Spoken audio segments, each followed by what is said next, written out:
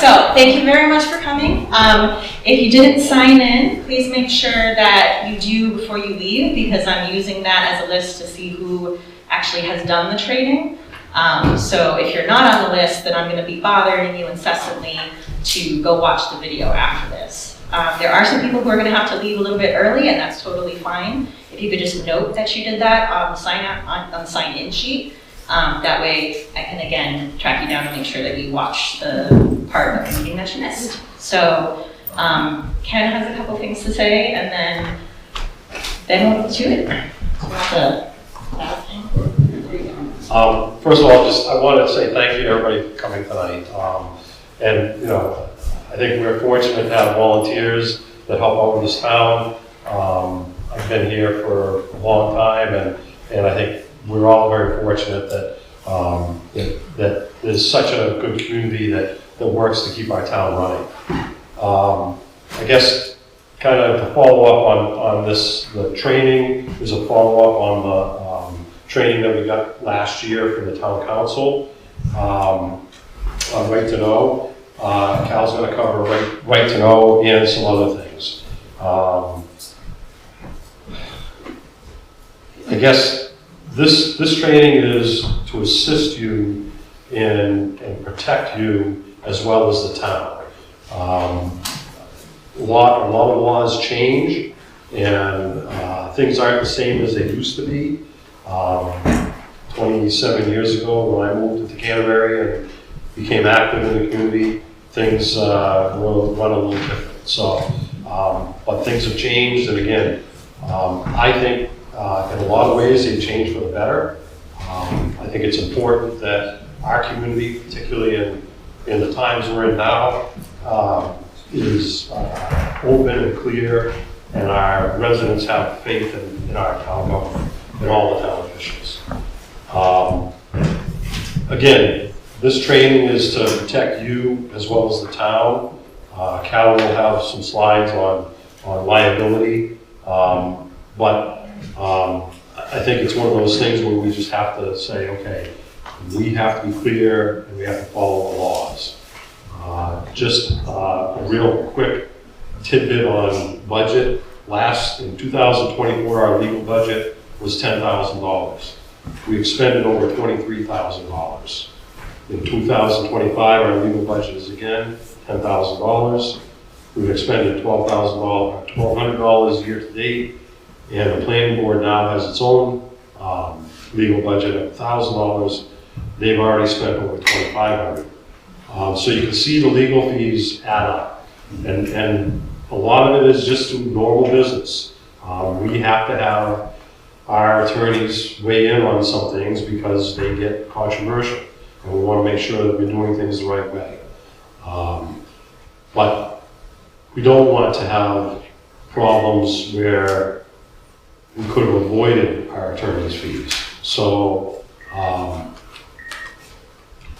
and again, as far as protection, if there's a right to know violation, not only is the town liable, but sometimes the individual can be liable also. So again, this is kind of the loss prevention, if you want to look at it from a major standpoint. This is the loss prevention training that we're trying to do for the town. We had 2 right to know violations in 2024, one which cost the town money. We've had one in 2025 that we don't know what the cost is going to be, if any. It's one of those things where, and unfortunately, these are preventable right to know violations. So we're trying to help everybody out. And the thing is, at the end of the day, it's tax dollars that pay for this. So we're trying to help everybody out to just make sure they know the laws and follow them. And if there's ever any question on what you need to do, what you can do, what you can't do, please contact the town office, talk to myself, talk to Cal, grab one of the selectmen, talk to them. We're certainly there to help. That's what we want to do. So again, thank you very much for coming tonight. I really appreciate it. I'm glad as many people could make it tonight. And this is something that we'll probably end up doing annually just as kind of a refresher, and particularly if there's any changes in the laws. So thank you. Okay, so for the people who are just walking in since I last said it, please make sure you sign in. So like Ken said, we did something like this last year, but it was lawyers who did it. So this year, we're trying to change it up and try to make it a little bit more tailored to Canterbury so that it's more relevant to everybody here, because we don't want it to be too much legalese and we don't want it to be too dry. So I am going to be trying to make some jokes, and any laughter would be appreciated when I'm actually trying to make a joke, not when I'm, tripping and falling on my face. That would be lovely. Let's see. Oh, this is being recorded, so just keep that in mind. It's being recorded so that people can watch this training later. And for my first question, raise your hand if you did the reading. Oh, I am very surprised. That is awesome. Thank you very much. That was a lot of reading. That was really dry, a lot of it. So I appreciate you taking the time to actually go through that. Those documents are really important and the foundation for a lot of what we're talking about, but they're also going to be really good reference in the future. I look at them all the time because I can't remember what I wrote. So could you change the slide, please? All right, so why are we here? RSA 91A, aka Right to Know, is based on Part 1, Article 8 of the New Hampshire Constitution. RSAs are basically just New Hampshire state laws, for anybody who didn't know. I don't know what it stands for. I did at one point. Revised statutes annotated. There we go. So if anybody cares about the acronym, that is what it stands for. What we really care about, though, is the spirit of this law, which is openness in the conduct of public business is essential to a democratic society. So we are all, everybody in this room is a government official because you're all volunteers for this municipality, but we are also all residents, and so we all benefit from knowing what our government is doing and knowing where our tax dollars are being spent and why board members are doing things and how they're doing things. And we just want to be open because we benefit from it as residents and it's the right thing. So this, though, comes to the thing that I get the most when I talk about this, which is that it can be really difficult to be this open. Having certain conversations in public and on camera and in front of everybody and to people's faces and to your neighbors, it can be difficult depending on what the conversation is. And that is where we get to my little squirrel friend, which is nut up or shut up. There are gonna be situations where you have to have difficult conversations 100% in the open. And that's just part of the job. For those of you who are normally used to working in the private sector, it is kind of nice because you can just do your work and not have people looking over your shoulder. But for municipal work, you do have people looking over your shoulder. And you kind of just gotta get used to that. So let's see. Ken already said we've had some violations in the last few years. Thankfully, none have gone to court yet, but we have already had to pay legal fees for people who have brought these violations to our attention. Let's see. And this, we're going to be talking about some specific examples of what things have caused those violations. And so I want people to know that we are going to get into some specific things that have happened, but I'm not going to be naming names because literally everybody has done something, including myself. It's a lot of making mistakes and a lot of just learning and trying to do your best. So this is gonna be us learning the laws so that we know them, so that we can try our best to follow them. For instance, I have some minutes that are outstanding right now and it's killing me that I have to do this presentation telling people to get their minutes done on time when I have those outstanding. And I think I'm probably gonna have to start changing the way that I do minutes just so that I can get them out the door faster. So it means changing the way I'm used to doing things, but we all kind of have to do some of that. Let's see. Okay, oh, and as a municipal official, you all represent the town. So in your conduct, even in your personal life, like you are still a town official, so you need to do your job, basically. All right, next slide, please.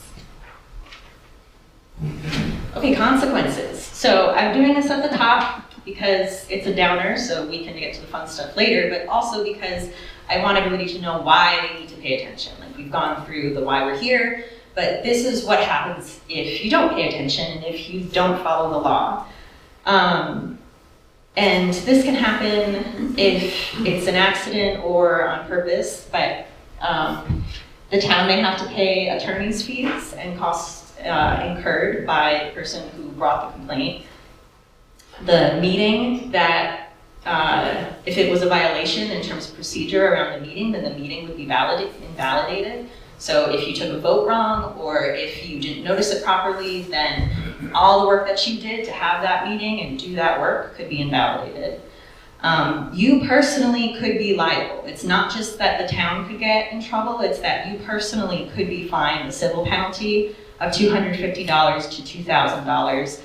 Plus, the town may be able to ask you to reimburse them for the legal costs. So Ken was talking about what legal costs we've already spent, but if something goes to the ombudsman or to the courts, then that adds up really quickly because lawyers love to bill for every second of their time. So one mistake can turn into a complaint that can turn into a legal issue that could turn into like $2,000 in fines, and then it could also turn into like a whole bunch of legal fees you gotta pay.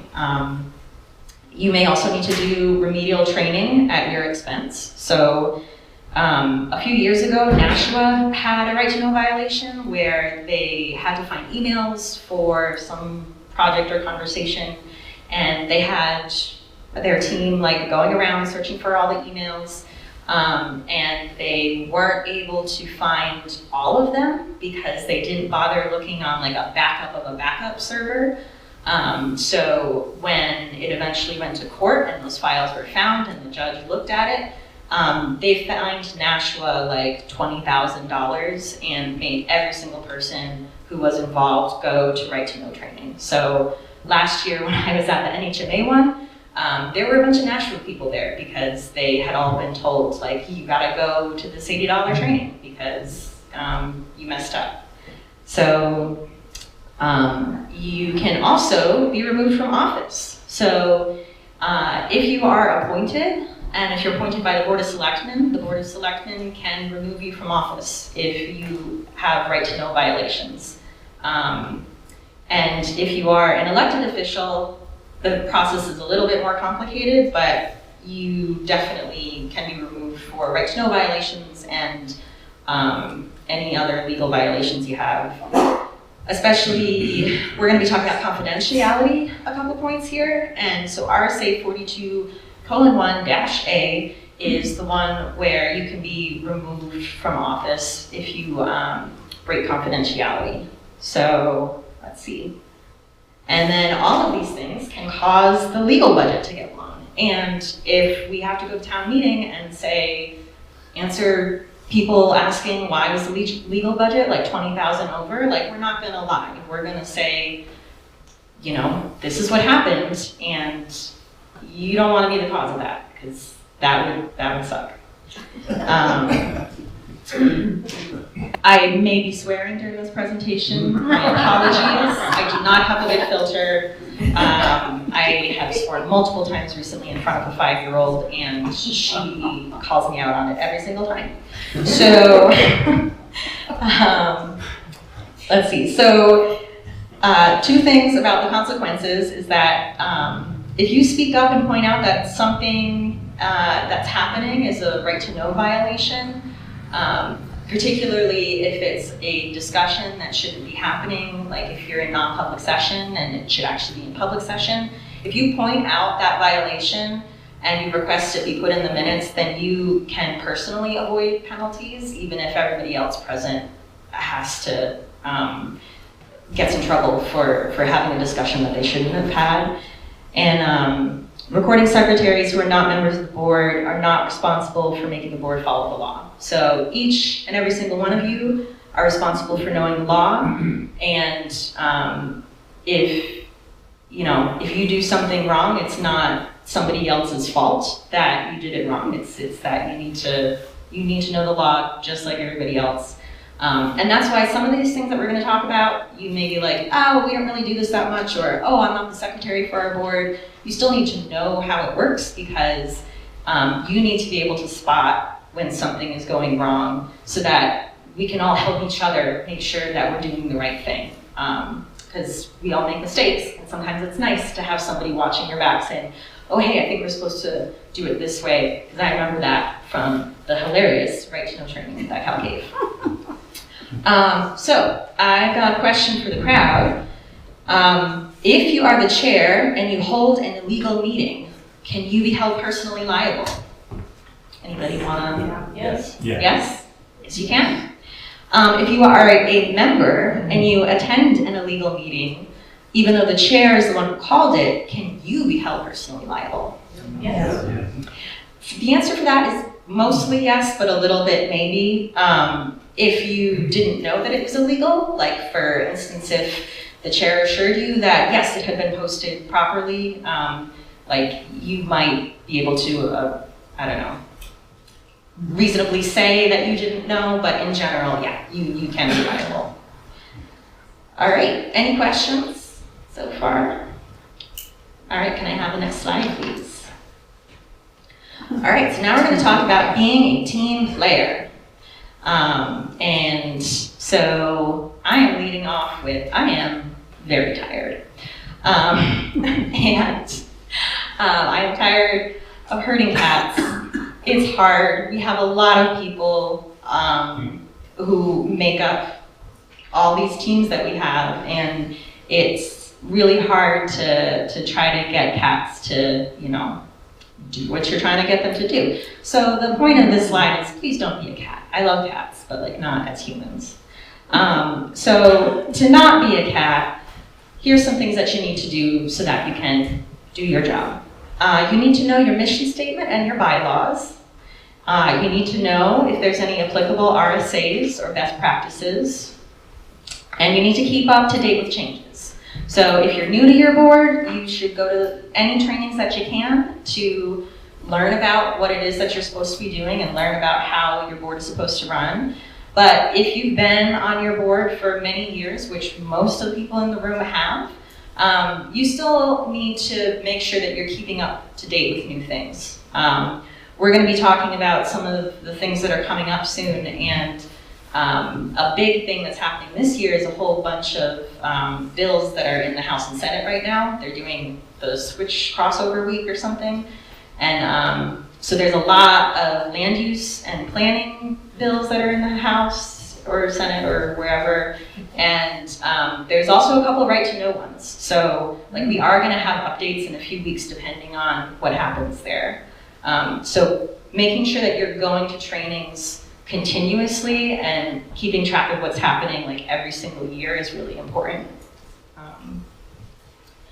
Then there's also the participation part of it. So read the minutes, do your homework, attend meetings, participate, and check your email. So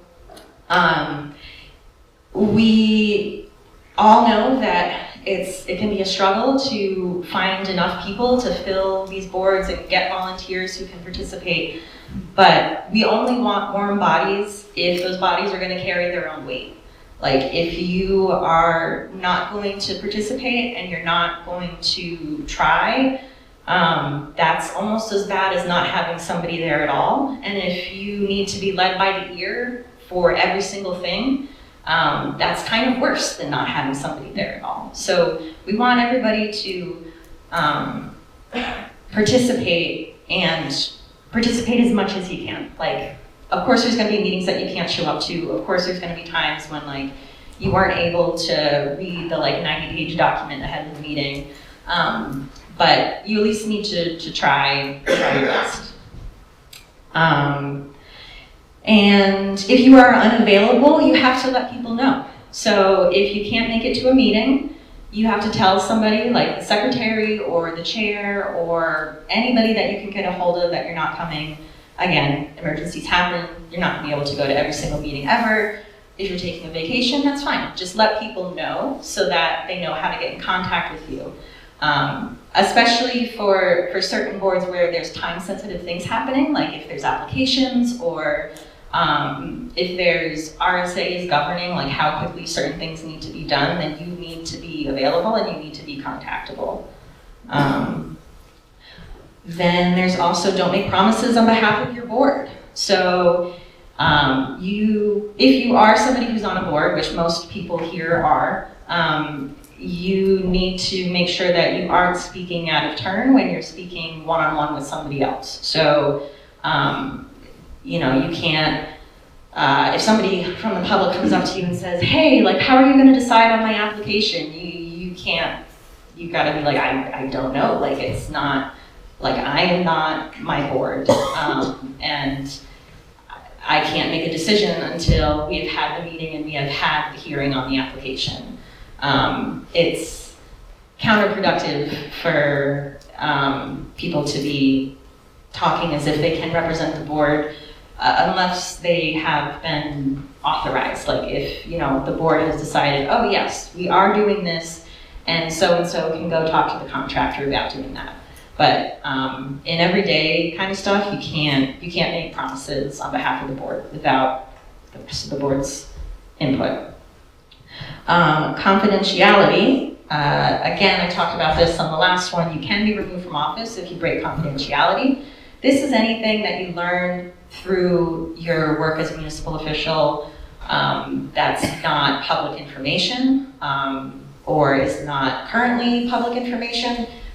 Most, like 95% of what everybody's handling is public information because you're all on boards and you're, talking about things in public meetings, and it's public applications and it's public information. But if you,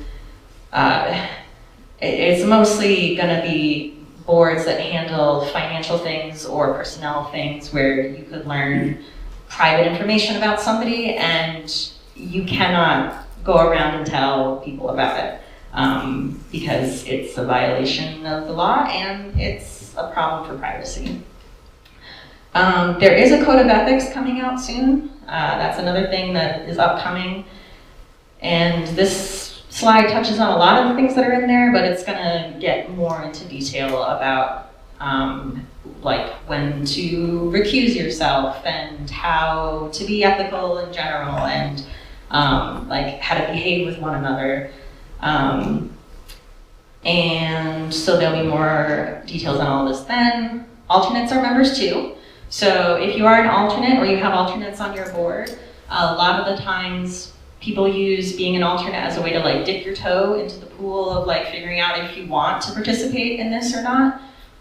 But alternates are members, especially when it's a board that takes votes on things, which you all do, but especially if there's applications involved, like alternates need to attend just like any other board member. They need to read the minutes, they need to know what's going on, they need to know how the job works, just like any other member, because they can be liable just like any other member, and if they're seated as a full member, then they need to be able to act like a full member.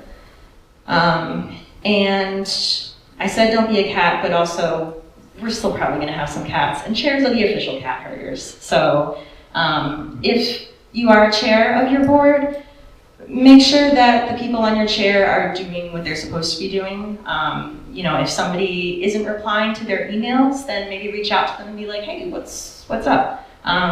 Is it that there's a technical problem? If so, go seek help. Is it that you just don't want to participate anymore? Great, let us know so that we can open up your spot for somebody else who does want to participate.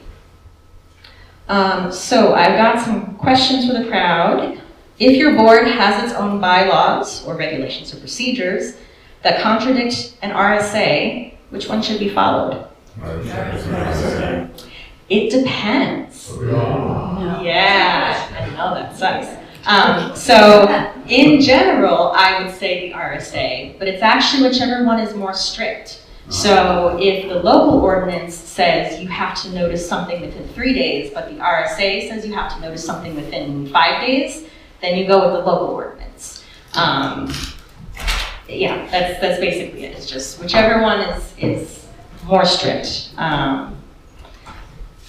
And if your regulations are not as strict as the RSA, then consider updating them, because your bylaws in general should not be contradicting the RSAs. So if you do find that, like, oh, these bylaws that we wrote 5 years ago, there's been some change at the state level and we need to change how we're handling this, then you should go to your board and say, hey, we should consider rewriting this one section and changing your bylaws. All right, so I don't know if we have any HDC members in the audience, but it's time to pick on them. If somebody comes up to an HDC member and says, how are you going to vote on the proposal to require all houses be painted neon pink? What's the appropriate answer? Everybody? Yes, yes. Those are all correct answers. I will make up my mind after we've heard the testimony at the meeting. You cannot decide something until you have actually had the public hearing. You can learn information because, you know, sometimes information just happens upon you, or but if it's something that is affecting the way that you're going to vote on something, that it needs to be done at the hearing. That way, the why of your decision is completely open to the public. Let's see, if somebody asks, hey, HDC member, do you guys care if I put up a doghouse shaped like a miniature castle in the back of my yard? What's an appropriate response? Don't know. The appropriate response there is you can double check the ordinance, but if it's not visible from the street, it's not the town's business. So that's an example where it's like, if you know off the top of your head, like this is an easy cut and dry, not our business, you don't need to come forward with an application, you can still say that. It's just that if it's something that you're not 100% sure about, hasn't been tested, like does need to get brought to the board, then it needs to get brought to the board. But if it's something cut and dry that it's like, oh wait, you mean the Conservation Commission, not the Historic District Commission, then you can be like, go talk to them. That's not an HDC thing. And then what if somebody comes up to you, an HDC member, and says, is it cool for me to put a 50-foot skeleton in the front of my yard for October? Then what is an appropriate answer? Never. Never? For that one, at least as a non-HDC member, my response is, I don't know if that is allowed by right. I think the board should probably discuss it. So how about you submit an application, or at least like get on the next agenda so we can discuss if that's even a thing that is remotely possible. And when I move to the center of town, you will all be subjected to my 50-foot skeleton, so you're welcome. I'm just kidding, I don't have one, and my mom would not let me put it. You can all thank Sylvia. All right, can I have the next slide, please? Thank you, Sylvia. So, what is a meeting? A meeting is a quorum of the board discussing or acting upon matters over which the public body has supervision, control, jurisdiction, or advisory power. So in the minutes and agendas procedure document, towards the front, there was a flow chart from NHMA that was also trying to address this question of what is a meeting. But I have gotten feedback that it is kind of a terrible flow chart. So there's only 3 things that matter. Like, if you can break it down into 3 things, then it's pretty easy to determine if something is a meeting or not. So the first question is it a quorum of the board? And for right-to-know purposes, a quorum is a simple majority of active board members. There's all sorts of weird instances where you need like a certain percentage of a board to vote on something, but for right-to-know, like, is it a meeting, is it not a meeting? If it's a simple majority, then it's a meeting, consider it one, act as if it's one. And I specify active board members because there can be instances where you don't have all of your board positions filled. So if you have like 7 people who could be a part of your board, but you only have 5 right now, then the majority is now 3 instead of 4. So that is designed to make things a little bit easier for boards who are missing people. Like, you can still take actions even if you can't get everybody in the same room. But it also makes it a little bit harder from a right to know perspective, because now an email chain or something where like you had 4 people, or you had 3 people and it was okay because you had a 7-person board. If you now have a 5-person board, then that 3 people is now a meeting and you need to do the noticing and stuff. The second thing to figure out if it's a meeting is discussing or acting. So it doesn't matter if the communication happens in person or electronically. The idea is that it's sequential communications. So if somebody sends out an email and somebody else responds, it's now sequential communications. If it's a text message, same thing. If it's a phone call, same thing. The point is that if there's people having a discussion, then you might be having a meeting. And then the third part for is it a meeting is matters over which the board has a say. So you can talk about anything else in the world except for what your board has a say over. So you can have small talk, you can still be friends with all the people on your board, you can still like do all sorts of things, talk about all sorts of things. But if you have a quorum, if you are discussing, and if it's over matters that the board has a say, if you meet all 3 of those requirements, then it is a meeting. And the reason that we care is because if a meeting isn't properly noticed, then it's illegal. So that is why, so noticing a meeting is so that people in the public can have a chance to attend a meeting and can have a chance to see what's being discussed and know what their government is doing. So if you don't give them that chance to attend the meeting, then that's violating the spirit of the law, which is openness and transparency. So, yes, Greg?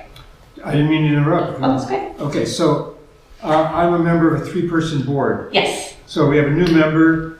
We want to provide some training for that member. Yep. One person talks to another person to train them. Is that a meeting? That is a question that I was going to ask you guys, is if training was a meeting. Training is not a meeting,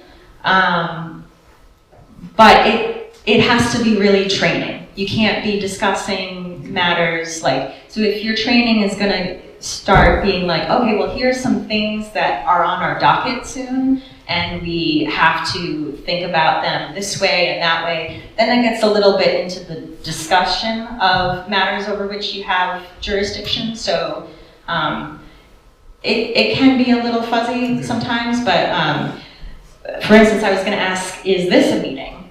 And the answer is no, because this is a training. If I had you all break out into little groups based on what board you're on, and had you start talking about, well, how is this training affect what we're doing, then it turns into a meeting. So I'm not going to have you do that, but that also applies to like if you're going to NHMA trainings or something, you can have your entire board there, and that's okay because that's training. So let's see. Right, it's illegal if it isn't properly noticed, and that's why email discussion is illegal, because like unless you CC literally everybody in the world, you can't, it's not giving people a fair chance to see what's being discussed. So you have to, so that's why like you can't have emails back and forth between a quorum of a board. Let's see. We can no longer do entirely virtual meetings. You have to have an in-person quorum For a while, this was allowed because of COVID, but once the emergency order went away, we were no longer allowed to do this in the state of New Hampshire. So it's been 5 years, but it's still worth saying, like, we can't do that anymore. So we do want Zoom to be an option for people, and people can absolutely Zoom in when they need to, but you just have to be careful that you have a quorum of people in person. There are lots of different types of meetings. There are regularly scheduled ones, like if you're a board that meets every, like, first and third Monday of the month. That's regularly scheduled. There are public hearings, which are usually part of a larger meeting, and that's when an RSA is saying, like, oh, you have to listen to the public about this certain issue because they need to be able to have a say. There are non-public sessions, which we'll get into a lot more detail about those later, but that's when you can, kick the public out, turn off the recording. You still have to take minutes, but it's for when you need to talk about very specific private subjects. There are subcommittee meetings, which are still meetings. So even if you have like a 9-person board and you have a subcommittee of 3, when that subcommittee meets, that's still a meeting and still needs to be noticed. Working sessions tend to be like extra meetings for when there's too much going on and you guys just have to sit down and work through something. Usually when there's like a document that needs editing or a budget that needs going through. There are emergency meetings, which are for handling disasters. So I'm going to talk a little bit about that in a second.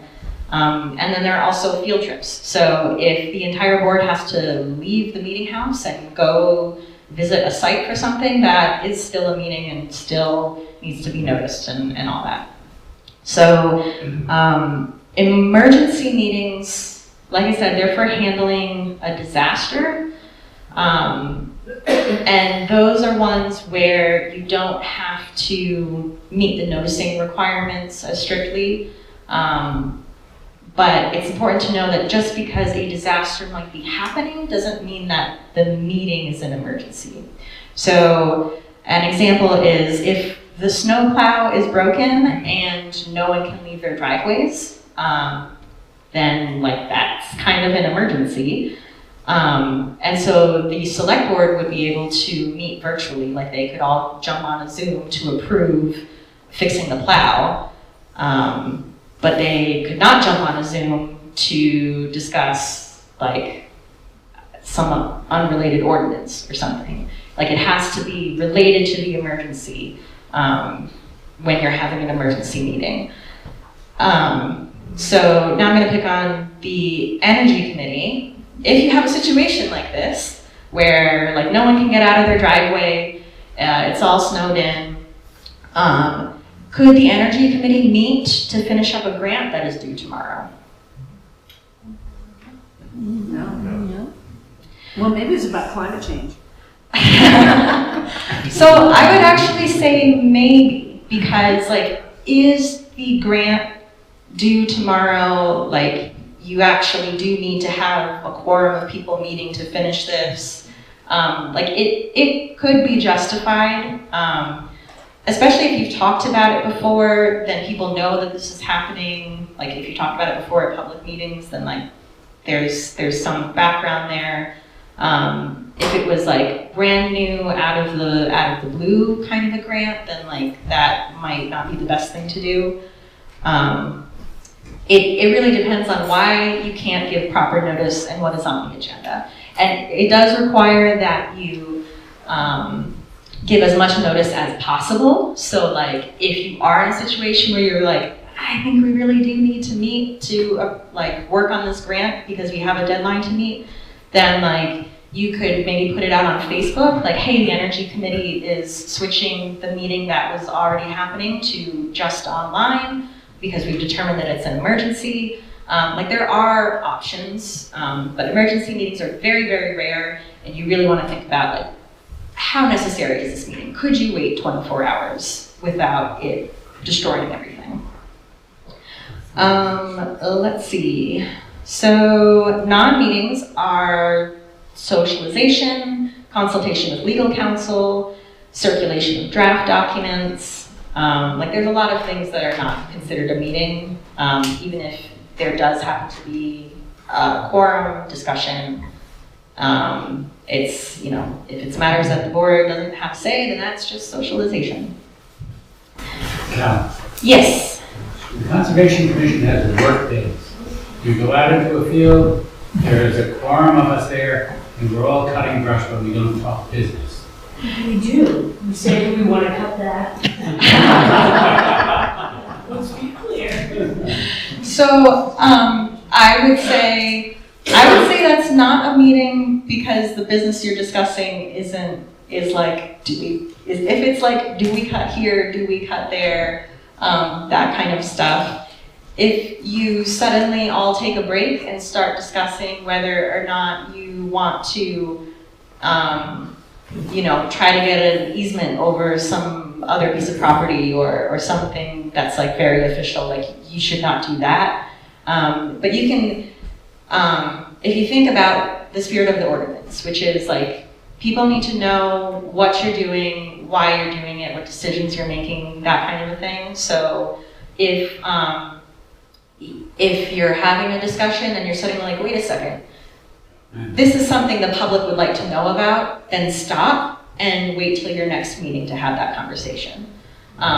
If it's just like two of you talking about it, then, and because you're not a three-person board, if it's just two of you talking about it, then like, it's not technically a meeting, so you could continue the discussion.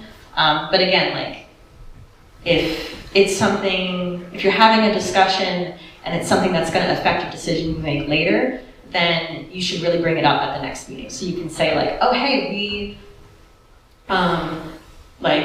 we happened to notice this one thing while we were out doing the work day and it made us think about this. And so this is why I'm bringing up this new topic at this publicly noticed meeting to discuss this other subject. Like you just need to make sure that you bring that into the public record so that people know, well, this is how you came to be doing this discussion that you're doing. And we're going to talk about that in the minutes section, that it's like, it's really about context. Like people need to know why you're doing something and how you're doing it. Yes, Beth? So if you have a regularly scheduled meeting and the weather's really lousy and nobody wants to come out to go to that meeting, and you all decide to zoom into that meeting, all of you, that's a big no-no? Correct. No, that is a no, absolutely not. Do not do that. Think of me scolding you if you find yourself in that situation. We do not want to do Just that. cancel and reschedule. Just cancel and reschedule. Like if it's like roads are impassable and you have to do something immediately, then it could be an emergency. If it's, I don't feel like going outside, or like, wait, we could talk about this tomorrow, or like something, then you know. Jim. So I'm gonna leave pretty soon because I do another thing at 7. So don't think I'm leaving because anyway, I'm not on a committee, I'm Yes. not on a board, Yes. but I can think of 4 meetings, 2 of which are publicly noticed, that I do in my role as town moderator. One is town meeting, and we take minutes for that, publicly noticed, and it has its own rules. There are also, there's the testing of the ballot counting machine, publicly noticed, and that's sort of like a meeting between me and the town clerk and a couple of other people. We don't take minutes of that, other than the official numbers of, yes, we did this. But I have an election team. If we're going to get together to talk about quickly, sort of, are the tables in the right spot? Are we happy? We got all the notices posted, etc. I looked at this training and I thought, okay, I don't think that's a public meeting because it's not really a body, but maybe I'm wrong. I think you're correct, because the RSA only talks about a public body. So if it's all 3 supervisors of the checklist are there, then I would maybe do a little more research to see, like, because they are a public body, so if all 3 of them are there, then maybe then that needs to be noticed. But if it's you and a bunch of ballot clerks that you're saying, like, this is what you're going to be doing tomorrow morning, then that isn't a public body, so I would say that's not something that needs to have minutes. But elections are a whole other ballgames, and you have a lot of other RSAs to follow, so that might be good for the moderator listserv. And in this case, the supervisors are only there to, like, yep, that table will work, we need a couple more chairs. Yeah. Because they're doing their own thing, you know, so, anyway. But thank you. Yeah. That's all. Let me see, are you gonna be here for my moderator joke? Oh, you might not be. Just tell me. You'll have to see it later. I'll live here. All right, so one thing that I wanted to make very clear though is do not try to skirt the definition of a meeting by talking with people one-on-one. Like, that is against the spirit of the ordinance, and if you do that, you can still get in trouble. So if you're like, oh, I don't want to talk about this in a meeting, so I'm going to corner each person in my board, and this is for if you have more than 3 people in your board. I'm gonna corner each of them, and we're gonna have this discussion, and then I'm gonna go to the next person, have this discussion, and like, technically, yes, none of those are meetings, but shame on you. Like, that's like specifically trying to go around the right to know law. Just have a meeting. Like, it's, you know, it's not that hard. All right, so I already asked if this training is a meeting, and it's mostly no. So we're gonna play what is a quorum? So if there are 9 people on a board, how many is a quorum? 5. Very good. If there are 8 people on a board, how many is a quorum? 5. Yes. And it's got to be a majority. So if there's like an even split, then 50% is not a majority. You need at least 51%. So you need 5. If you have, let's see, if you have an 8-person board and you have 4 people in the room and 1 person online, is that a quorum? No. Correct. Let's see. If you have 9 people normally, but you have lost 4 of them for some reason, and you only have 5, what's your quorum now? 3. There you go. All right. That was easy. Yes. A lot of boards have a board of selectmen rep. Should they be considered an account for a quorum? That is a very good question. And that depends on if they are a voting member. So my understanding is that for every board except for planning, the board of selectmen representative doesn't get an official vote, so they should not be part of the quorum. In the planning board, the select board rep is an ex officio member, so they should be counted in a quorum when you're trying to make one. Oh, and here's another question. What if you only have, let's see, we're gonna do 8 people, you have 4 in person, and then you have an alternate sitting in the corner. Can you have your meeting? Yeah, just a point. Yep, exactly. Just the very first thing you do is appoint the alternate member as an official member, and then you're all set. It would be chicken or the egg though, if you had to you can't even start the meeting to appoint the member if you don't have that, so we're not going that way. Let's see, does a subcommittee meeting need to be noticed? Yes. Great. If someone sends an email saying the next meeting is on May 1st, here's the agenda and some resources you should look over, is that an illegal meeting? No. Correct. If someone replies to that email saying, great, I'll be there, is that an illegal meeting? No. Technically, yes. Meaningfully, no. By the text of the RSA, that is sequential communications, so that is an illegal meeting. But would anybody ever win that battle in court? No. Is that against the spirit of the ordinance? No. So like that would just be kind of a pain in the butt thing. Megan, yes. Wouldn't that be only if you hit reply all? If you were just replying to the single sender? Secretary, that would not be. True, yes. Sorry, I did not specify that in my example. In my example, I was talking about reply all, but that is correct. If you respond just to the person who sent it out, just to the secretary or whoever, then you can kind of say whatever you want, because it's not a quorum in the email and it's not a meeting. Question. Yes. You aren't discussing things over which the board has a say. That is a good point. Great, I'll be there is not discussing things over which the board has a say. Yeah, that also applies to like text messages. If you're saying like, hey, I'm running 5 minutes late, like technically it's about something municipal because you're talking about like how you're gonna be 5 minutes late to an official meeting, but like it's not discussion over something which the board has to say. So you are right. Yes, Jim.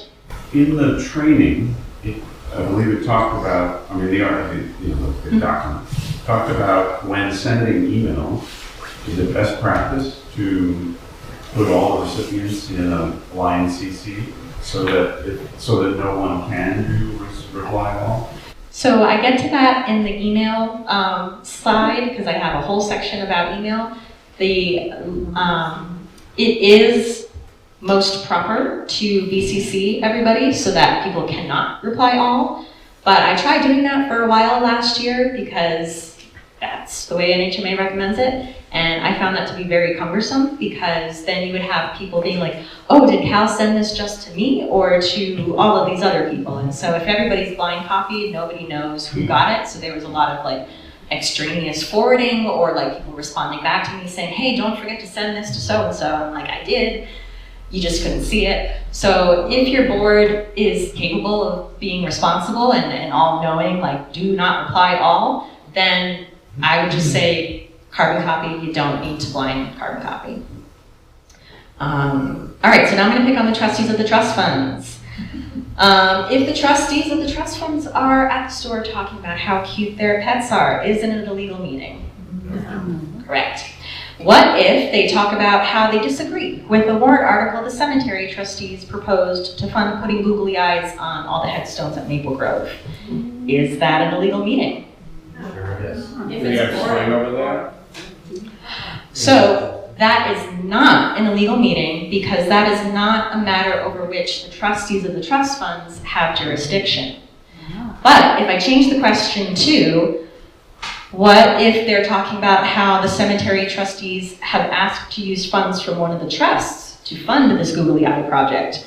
Then is it an illegal meeting? Yes. So the subject matter really matters. Yes. As a trustee, Yes. today there was an example that I'm not sure whether it was a meeting or not. So there was a request for us to spend some money, and it was addressed to all the board members, 3 of us, and it was addressed to me and CC'd to the other 2. Okay. And I replied describing the process of that happening. Yeah. And I hit reply all.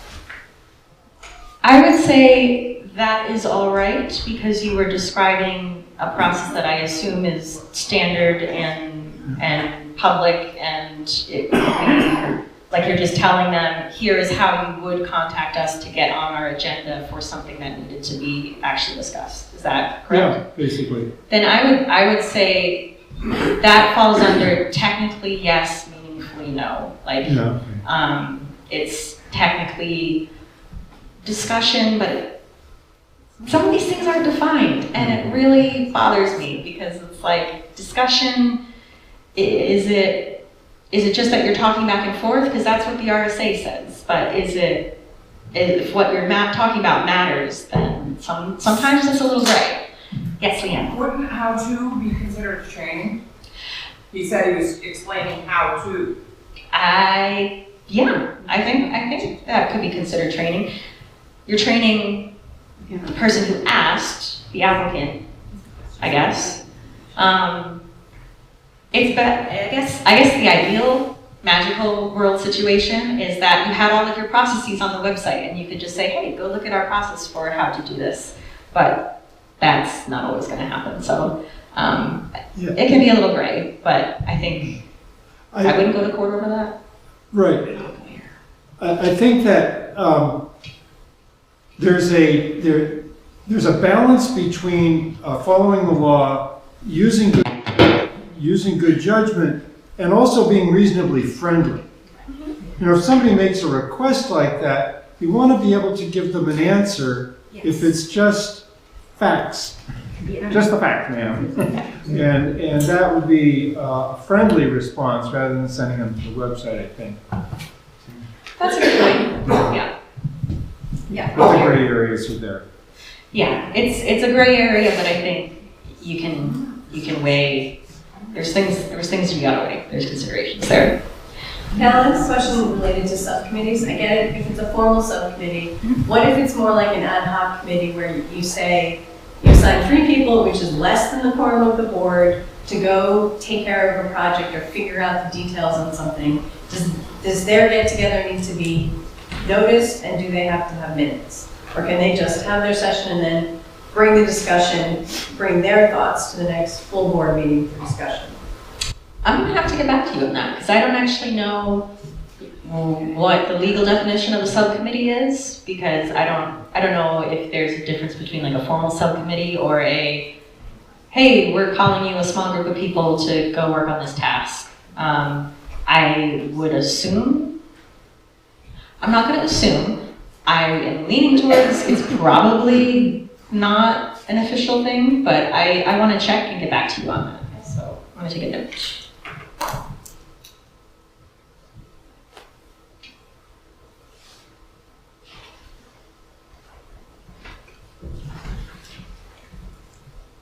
All right. So let's see. If the planning board goes to visit a site referenced in an application, is it a meeting? Yes. Yes, with the way I phrased it, yes. But there are ways that you can make that not a meeting. So there's a lot of times where land use boards or other boards may need to go and see a place for an application or for just whatever discussion they're having.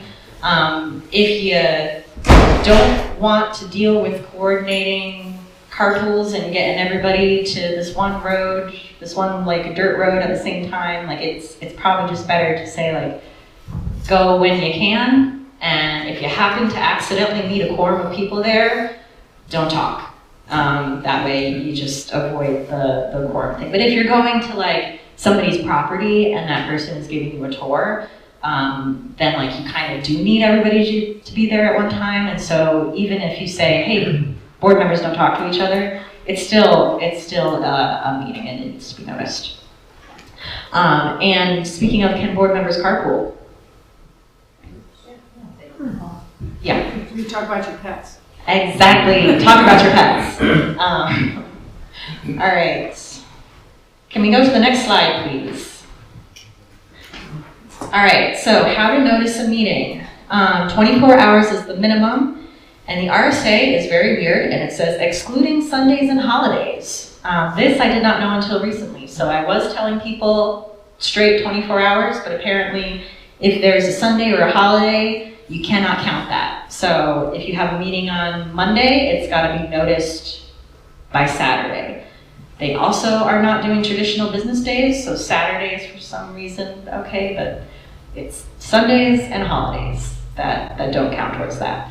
But in general, as much notice as possible is the best practice, because again, you want people to know about these meetings so that they can attend to these meetings. So giving people as much notice as possible is always recommended.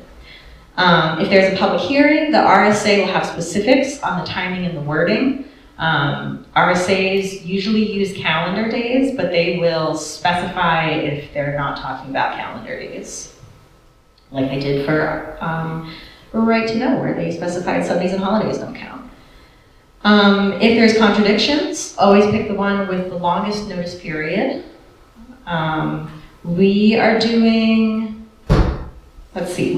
one paper copy at the Sam Lake House and one digital copy on the website. If you do more, just be consistent. I did not think about how this affects library trustees until this moment. So we'll have to talk about that. Have to figure out how library trustees are doing this. But for all other boards, one paper copy of the Sam Lake House and one digital copy on the website. So if you are still doing ones at the store in the library, that's totally fine. That's bonus, that's awesome, but just be consistent about it, because if somebody is expecting information in a certain place, and then they suddenly don't have that information one week, then that's kind of, then they might not reasonably know that there was a meeting that was supposed to happen. Send the notice, agenda, and documents to stakeholders, and stakeholders can kind of be however you define it. So usually I try to do at least the board, but if there are other people attending, you might want to include them so that they know what's happening. If there are other boards that could be interested in the topics, then you might want to include them as well, just to let as many people know as possible that something is happening and what the documents are. Legally, all you need to include is a time, date, and place, but it's best practice to have a full agenda. We know things change, so especially for the select board, we very often add things on at the last minute because there's just lots of stuff happening. So do your best when you make the agenda to be as accurate as possible, because again, people are looking at these to figure out, do I even want to go to this meeting? Is this one where something important is going to be talked about? So if it's something controversial, definitely put it on the agenda. That way people know that they should come. Cal, I have a related question. Yes. If you do that, obviously the discussion will show up in your minutes, but do you have to go and revise your agenda to include the new topics that you've discussed that you hadn't planned to discuss or hadn't previously noticed that you're going to discuss? Please say no. No. No, you do not need to do that. No. Yes, Greg. So, how much time do you folks at the Sam Lake House need to get something up on the website? Because that's going to affect the planning if you need to call a meeting very quickly. So that relates to something I'm bringing up later, which is I finally gotten the website to the point where we can get everybody accounts if they want. So I'm going to try to start transitioning boards to having at least one person on each board or committee with an account so that they can do their own posting. I'm still happy to help, of course, but it's just, over the last couple months, it's proven that I am the logjam, and we have had some right to know violations because something got buried in my inbox and I didn't post it on time. We don't want that to happen, so it's going to be best if we can get as many people access as possible so that, if I'm not available or if your normal secretary is not available, then somebody else on your board can fill in. All right, we also want you to put a Zoom link on your agenda. So everyone should start recording their meetings. This is new-ish. This has kind of been a thing for a while now, but we want the meetings to be as accessible as possible, both for members of the public and the board members. So if you already have a Zoom link on your agenda, then you don't need to scramble at the last minute to be like, oh, hey, so-and-so's sick and they need to attend virtually. This will let them do that easily. If you're at the meeting house, we have gotten it down to be pretty simple for turning on the Zoom. And again, that's something I'm going to be talking about later, is I would like boards to send somebody to me both for website stuff and to learn how to use the Zoom. Because we want people to be using it. And it does automatically record, but that does not mean we are putting them all up on YouTube. For the most part, it's because people don't care. But the recordings are mostly for accuracy, so that if somebody needs to go back when they're doing the minutes to say exactly what did so-and-so say, then it's already there, you can figure it out, it's not a big deal. So yeah, we'd like people to use Zoom. The agenda can be changed at the meeting if the topic is not controlled by an RSA, but use that responsibly because we want people to know what you're talking about. Let's see, the select board, yep. The Concord Monitor is only for very special instances. We were doing that for most public hearings in like planning board and zoning board, but we've changed, after consulting with the lawyers, we've determined that like, we don't actually have to post in the Concord Monitor. We can suffice with the Sam Lake House and the website for noticing, except for special circumstances like everything surrounding town meeting. So a question that you don't need to answer, but you need to think about, who does the noticing on your board? Like, do you know? Were you able to come up with an answer very quickly? I hope so. I know that for most boards it's pretty easy because it's like, okay, you have a secretary, it's a secretary who does the noticing. But what if you don't have a secretary? What if it's the chair's responsibility? What if the chair's out of office? Like, who's your co-chair? You need to have those things in place so that you always know who is responsible for noticing your meetings so that they actually do get noticed. And then what do you do if you miss a posting deadline? Does anybody have an idea? Have to reschedule. If it's going to be thrown out as not a valid meeting, then you have to reschedule, right? Pretty much. In the minutes and agendas procedure, at the very end, we've got some like how to handle mistakes questions. And one of them is, what if you missed a posting deadline? And so it goes into detail about like things you can consider, like, is it that you missed it by a few minutes? Like you didn't quite make 24 hours? Or is it that you posted it on the website? You forgot to post it at the Sam Lake House.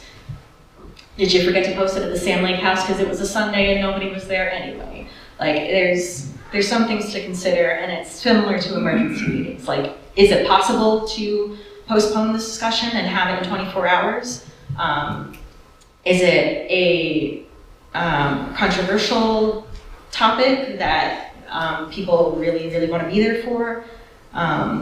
Was it a regularly scheduled meeting that is like been on the website for 3 months and people kind of knew about it? Like, there's things to consider. You want to be very, very careful though, because you're right. Like, it's, if you make a misstep, then what you do at that meeting could be invalidated. All right, next slide. Questions? Oh, yes. So if we have Monday meeting, 6 p.m., when do I have to notice on the website? By Saturday evening at 6 p.m. because Sundays don't count. So, but I can't get in to the Sam Lake House Right. after Thursday at 2 p.m. So nobody would have been there anyway, so the website is what's important in that situation.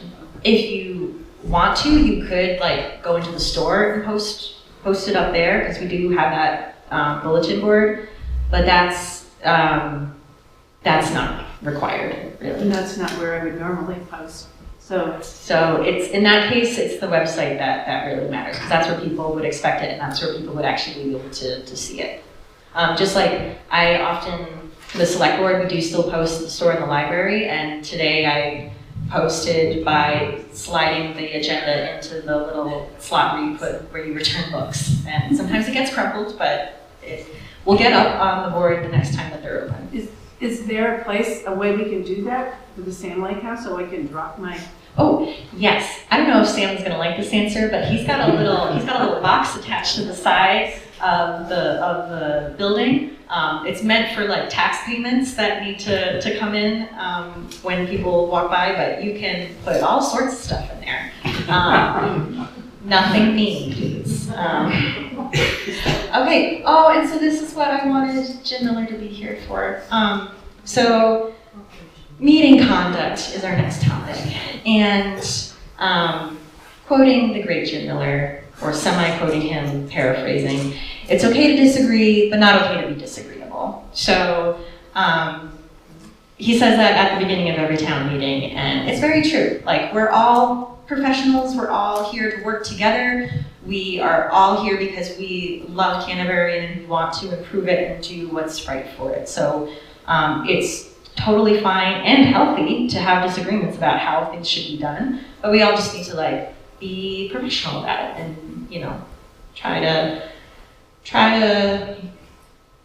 I don't know, be professional about it. I'm just gonna say that again. Anyway, that's what the WWJMD is. If you need to think about that, it's like, what would Jim Miller do whenever you're like, is this something that should be shut down? Or is everybody being agreeable?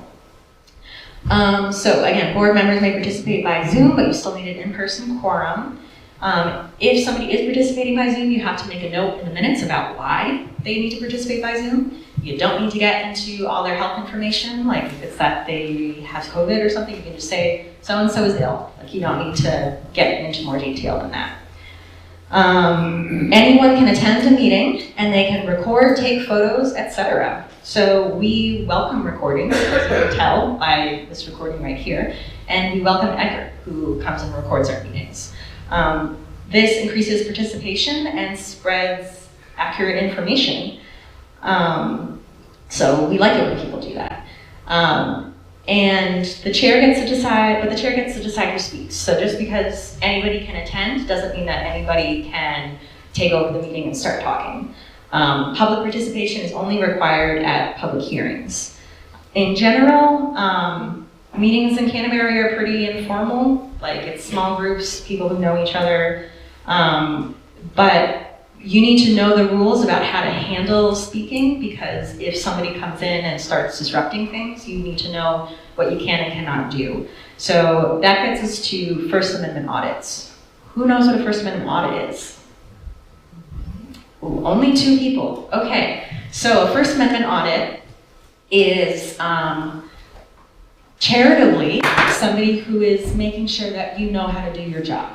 Uncharitably, it is somebody who is trying to provoke you into anger and provoke you into breaking the law, specifically around the First Amendment, but also around right to know things. So usually it's people who will come into an office or a meeting and they will have a camera with them and they will be obnoxious and they will be like, hey, give me this document, give me that document, hey, let me speak, I'm gonna take over this meeting and talk about whatever I want.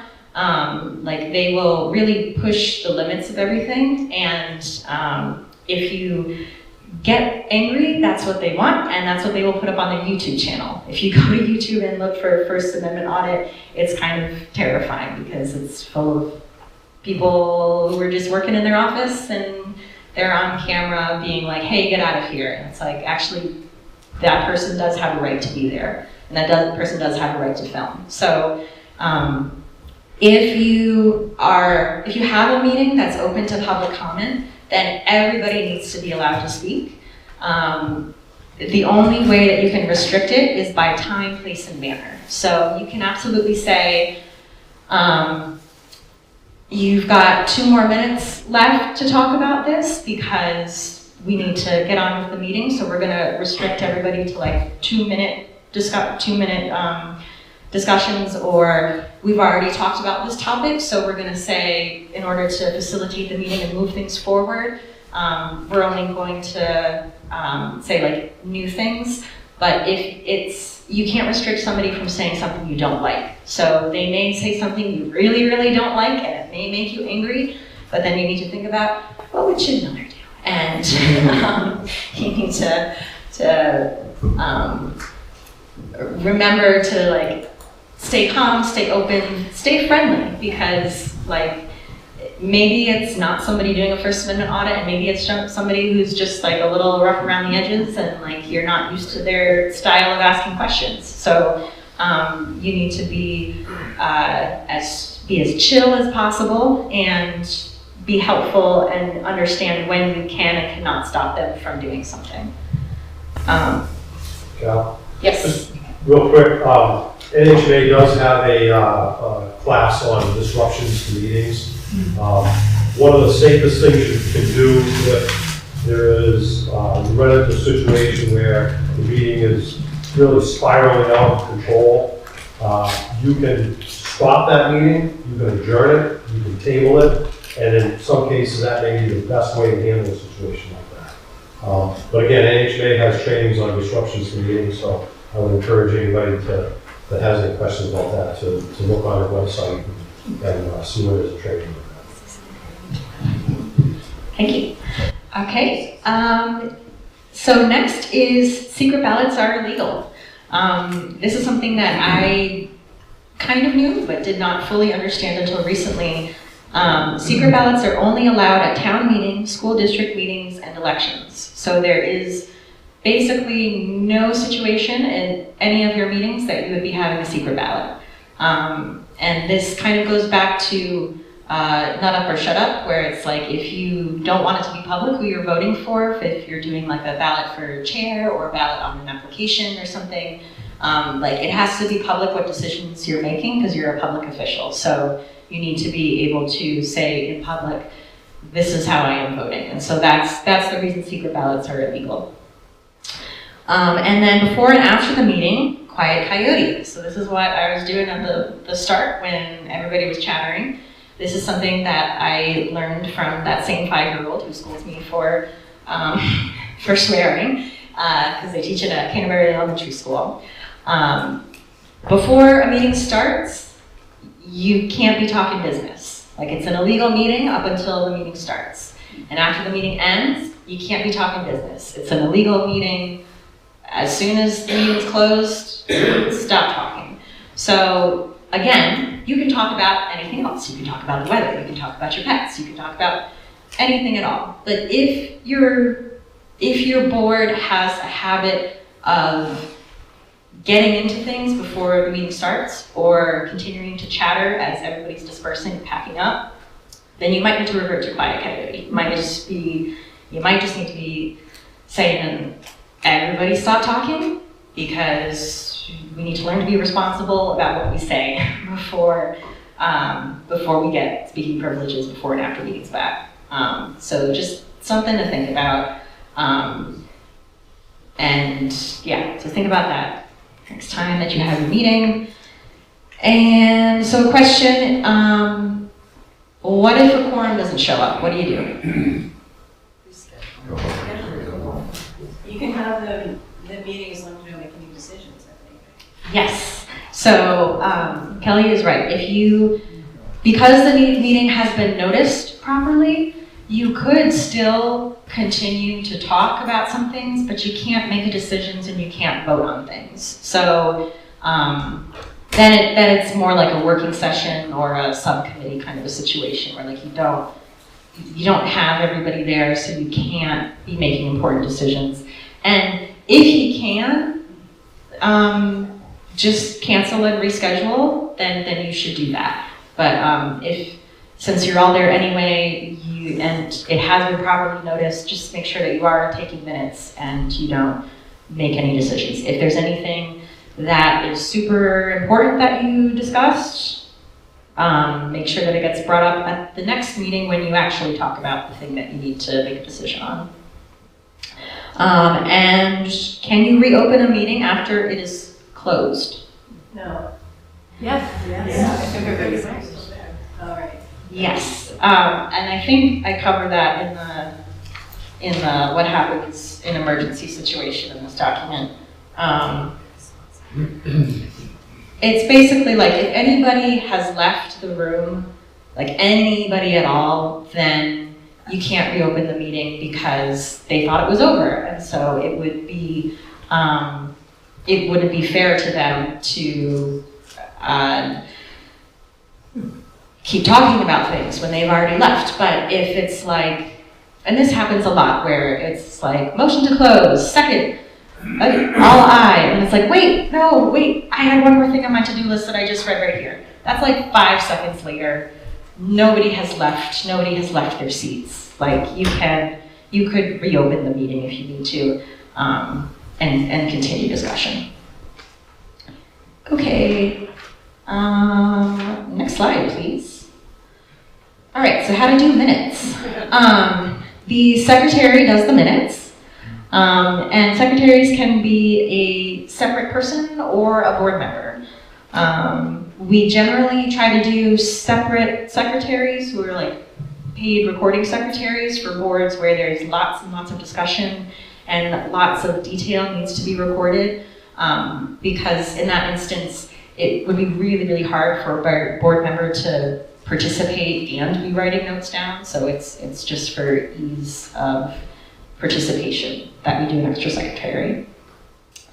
Draft minutes must be available within 5 business days. So we used to interpret this as if somebody asked for it, we could produce it, but now we want it to be meaningfully available. This is something that came out of last year and out of the right to know complaints that we had, where we were sometimes being like, okay, well, if somebody asked for it, like I could put it up there, or I could hand it to them, but that's not meaningfully available. We want it to be anybody is able to get it, and they don't have to call the office and like bother people to get information that they have a right to. So that's why we're saying within 5 business days, get it up there on the website, on the Sam Lake House board. Because again, it's a paper copy at Sam Lake House and a digital copy on the website. Why on the website is a question I've been getting asked, because if you read your homework, you would have seen that you don't actually have to post draft minutes on the website. But that is contradictory. The instructions say that only approved versions of minutes need to be on the website, but they also say that boards are not actually required to approve minutes. And we have to make drafts meaningfully available within 5 days. So instead of being like, okay, well, we're only gonna put approved minutes, but then you have a board that meets once a quarter, so the minutes are like never actually really getting up there. And what if the board never approves the minutes? Because legally they don't have to. Instead of wrestling with all that, we've decided to go with the most transparent thing, which is just put the draft minutes on the website, because that's what will be available and easiest to access. Let's see. Yes? Can you turn some lights on? Yes, you can. Sorry, it has been getting dark. If somebody towards the back wouldn't mind turning the light on, thank you very much. All right, it needs to be painfully clear that the minutes are draft. We have had issues, and part of this was with the right to know request last year, where they were like, well, you never posted the approved, or you did post the approved, or like there was people were getting confused between what was approved and what was draft. So putting it in the file name, putting it in the title, putting it in a heading, putting like a watermark, doing whatever you can to make it very obvious that like this is a draft, and it could be changed. Like when the board goes to approve the minutes, it is possible that something in here could be edited to improve accuracy. Let's see. I have a question. Yes. So if we have monthly meetings, and if the secretary's minutes do not include a piece of information, even if it wasn't a decision, it was like maybe a report, and we'd like to make sure we have reference later. Yeah. And someone reads the draft minutes, the next one, they're posted, meeting, and says, oh, this is missing. I'd like us to change it to put this in. Can that be put in the draft minutes? Rather than wait a whole month for somebody to have to bring it up at the board meeting, and then we're all saying like, what did happen that day? So we're gonna talk more about that process specifically and address that in a little bit.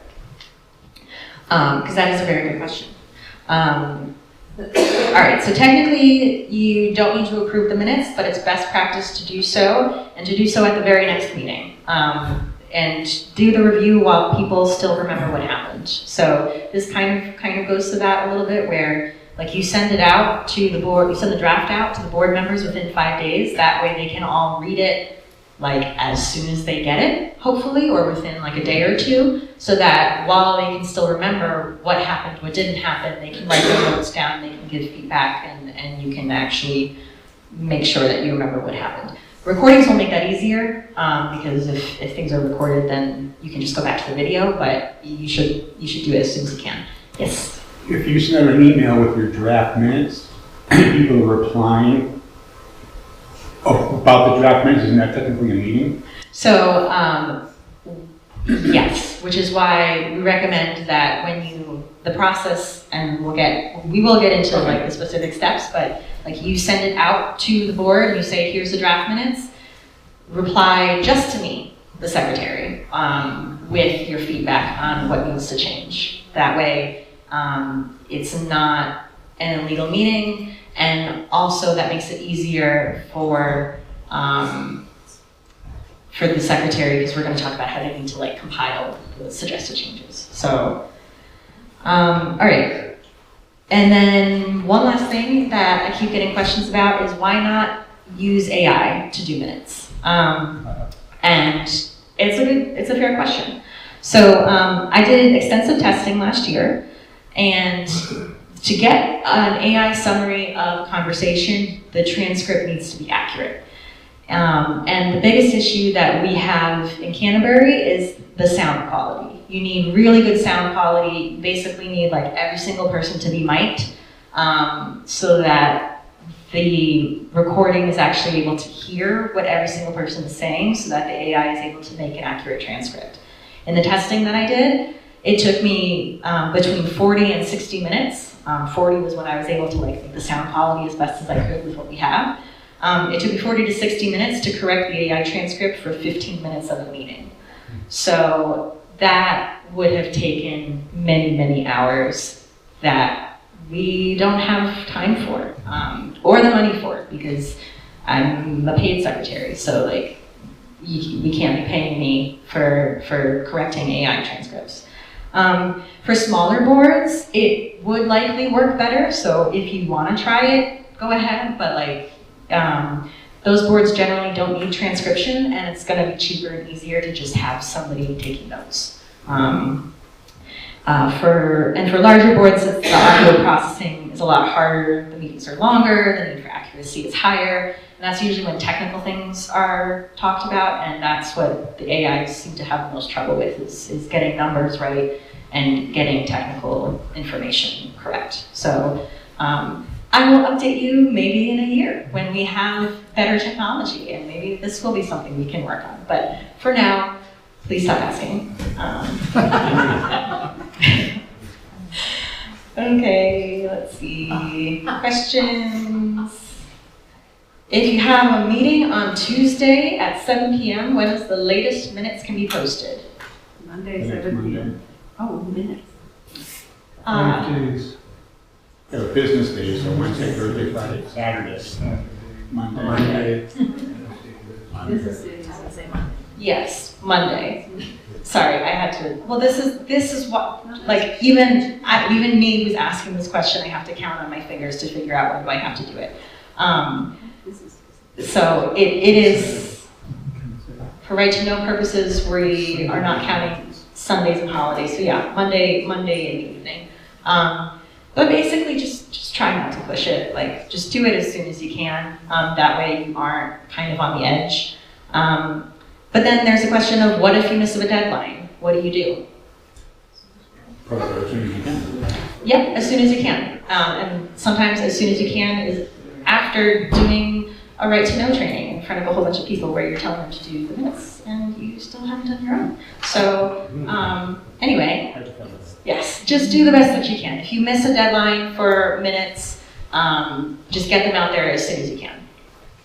Okay, next slide, please.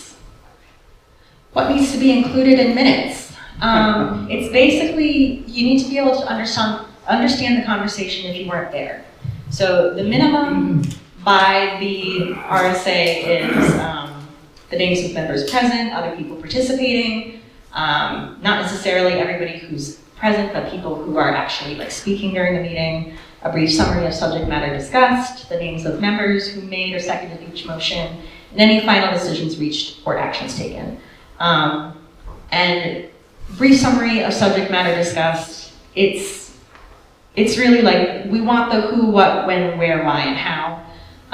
And the why and the how are often what get overlooked. So when you do a brief summary of the subject matter discussed, you want context. Like, if somebody just picked this up and was like, okay, I can't understand this, even if I go back and look at previous minutes, then it's not very helpful. So sometimes that may mean adding an extra sentence or two just to be like, we're talking about this thing because we were talking about it previously at this other meeting, so just add some context so people can understand what was happening. Public hearings may require a motion be worded in a certain way. So if you are doing anything that's governed by an RSA, make sure that you figure it out ahead of time and the chair knows what language needs to be used, because it's kind of awkward to have to figure that out while you're live in front of a bunch of people being like, okay, exactly what is the wording I'm supposed to use? It's easier to just have it written down. Emergency meetings require the why. When you decided that it was an emergency, you need to record that. And if a board member is attending via Zoom, you need to record why they couldn't attend in person. All right, so let's see. So I've got some questions. Is it sufficient to say the Conservation Commission discussed plans for the next cleanup at Riverlands? Is that good enough? Nothing happened. I think so. The answer is maybe. Like if like maybe you want to add a date and a time or something if you reached a decision, or if you were thinking about like, well, we only have time to do like this thing or that thing, like maybe put in a sentence being like, okay, well, this is why you decided to do that thing. But that might by itself be enough, because it's kind of general. Most people probably don't care about the details. It's really going to depend on what the board needs, like what does the board think is important. And let's see, what if it said the Conservation Commission decided to put glitter in the sand at the beach? Is that good enough? No, that is not good enough. We would like to know why. We would like to know how they came to this, and why, and what? And there's many questions that people would have about that. So you need more than just a sentence. And so if Ken Folsom zooms into a meeting, do we need to include a note about why? No. Is he a member? No, because he's not a member. Yes. So only members, only board members need to have that note.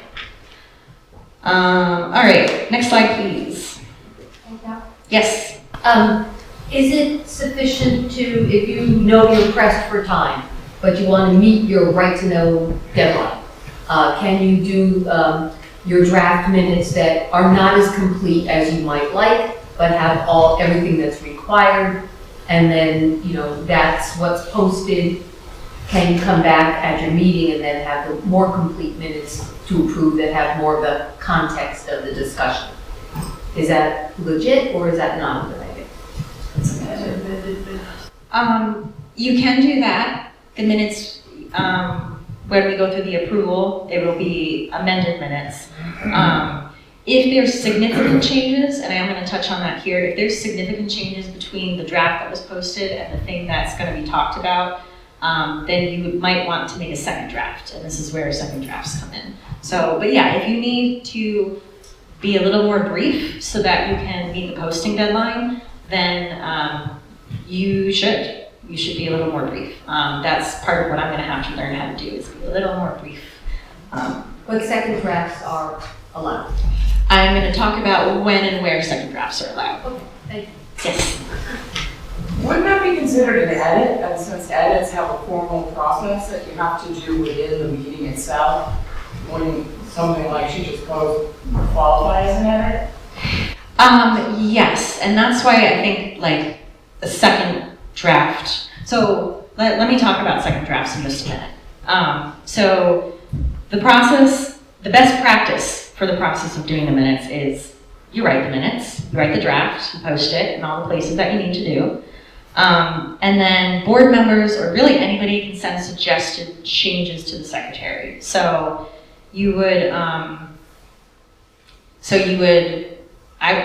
this is what I do. I send it out to all the select board and Ken, and I say, here's the draft minutes that I just posted up on the website and at the Sam Lake House. If you have any suggested changes, send them back to me. And then they would not reply all, but reply just to me to say, on line such and such, you misspelled Pickard Road. That's what I did the other day. Or the very helpful edit that was, why did you say the that the truck was going to the dump and not, or like waiting to be decommissioned. And that's because I didn't understand that the word record could mean the tow truck bringing it to the mechanic shop to get fixed. So that was my misunderstanding. So if you get enough of those edits back, like if you're gonna have to change things really significantly, then for the sake of everybody, make a second draft. Label it second draft, but make a second draft so that people can easily track like what happened. And when you are at the next meeting, that's when we get into the secretary reading off the suggested changes. The secretary is going to use that second draft as the thing to read off the suggested changes. So it's not that there's going to be a change that happened that you don't know why it happened or who suggested it or anything like that. It's like it's going to be gone through at the next public meeting. And I have had minutes before where like there's enough changes where it just makes sense to have either that first draft and you like highlight it and you put the little like in red, you write like what the suggested changes are. That way just everybody can follow along as you're reading them off.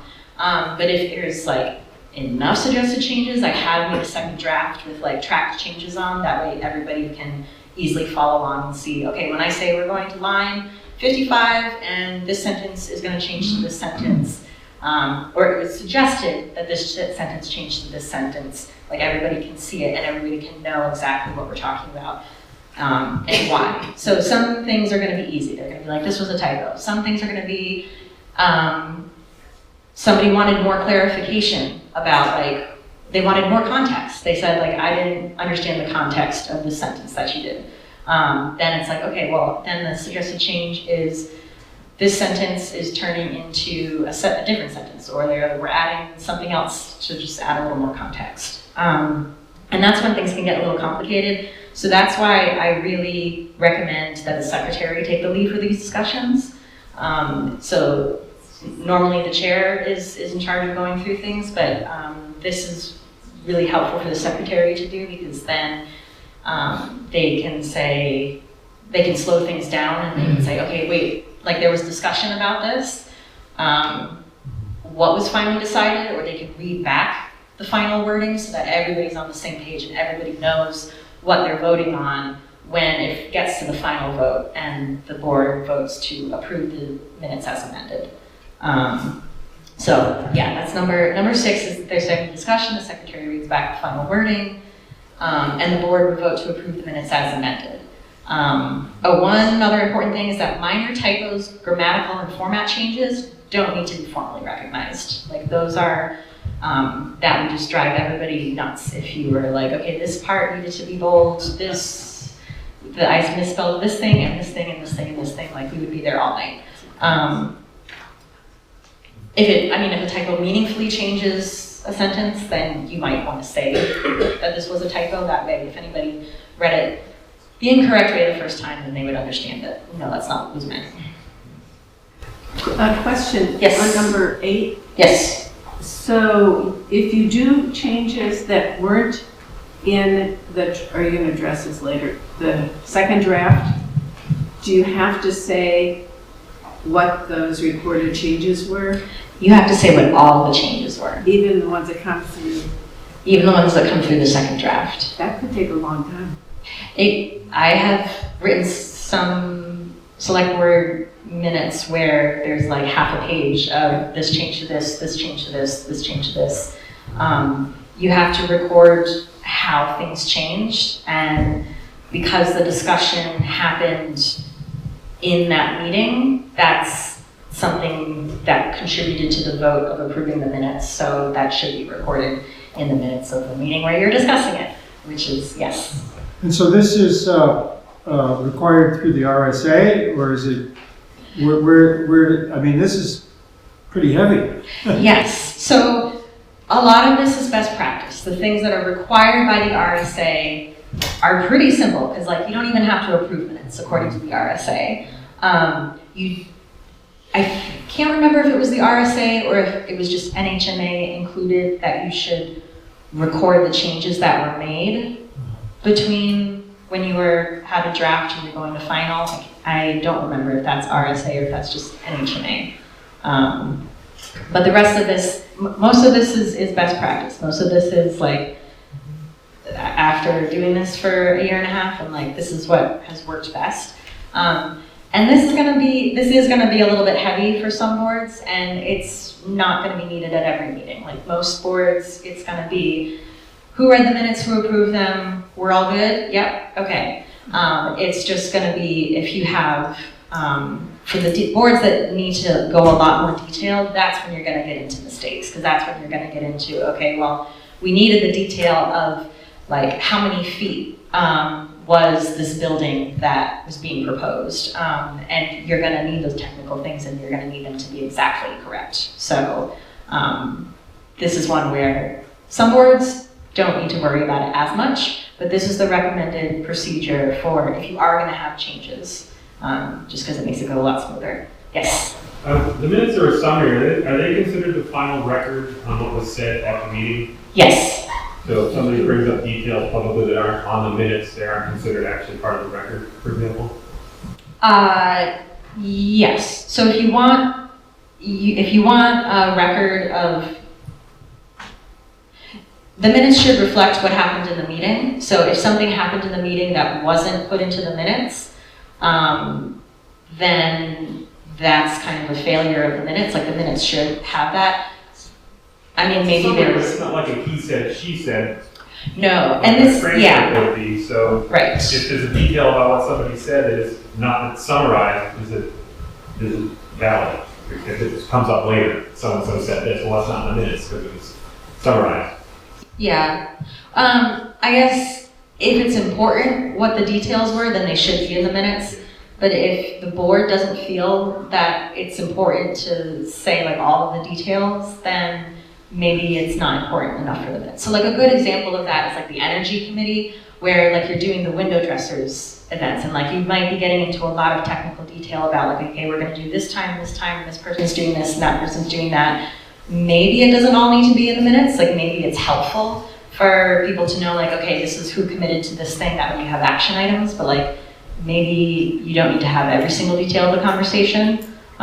It's really gonna depend on the situation. And I saw you had your hand up. Ken?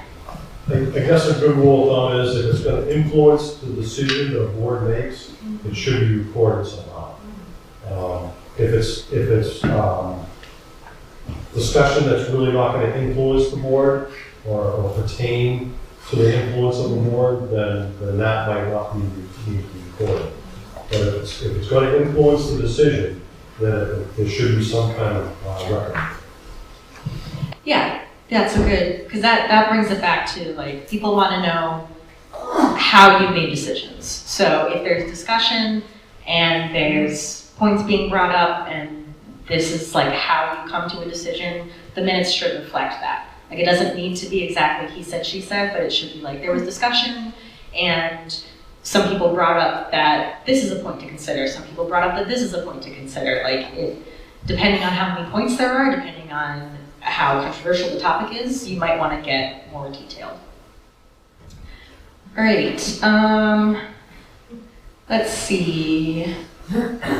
If somebody prefers to use paper rather than email, can you give the secretary a paper copy with your edits, with your suggested edits? Is that okay? If you write clearly. Exactly, yes. The answer is yes, of course you can. Lots of people prefer to work in paper rather than electronically. But you do need to make sure your handwriting is legible, and you do need to make sure that the things you're putting are like actual suggestions. So like you can't just write question marks all over the place. You have to say like, oh, well, this is a typo, like please fix this typo, or I didn't really understand this, so like let's talk about it. Like if there's something that's a larger question that you can't just write in the notes, then you should probably talk about it. Best practice is electronically and specifically, like the feedback. That way people can read it and people can know exactly what you're talking about. Let's see, if board members disagree about what happened at a meeting, how do you settle it? Vote. Yeah, you vote. if there's a video, watch the video. That can be helpful when it's something that really matters, where you're like exactly what was said here. But in general, you can just vote. You can say like, oh, well, 5 people remember it happening this way, 1 person remembers it happening this way. You can just vote and say like, well, most of us remember it happening this way, so we're gonna put it that way in the minutes. Let's see, what if a board has decided on a style of doing like very brief bullet points for their minutes, but one member keeps suggesting much more detailed, like transcript kind of edits? How do you handle that? No. Make them the secretary.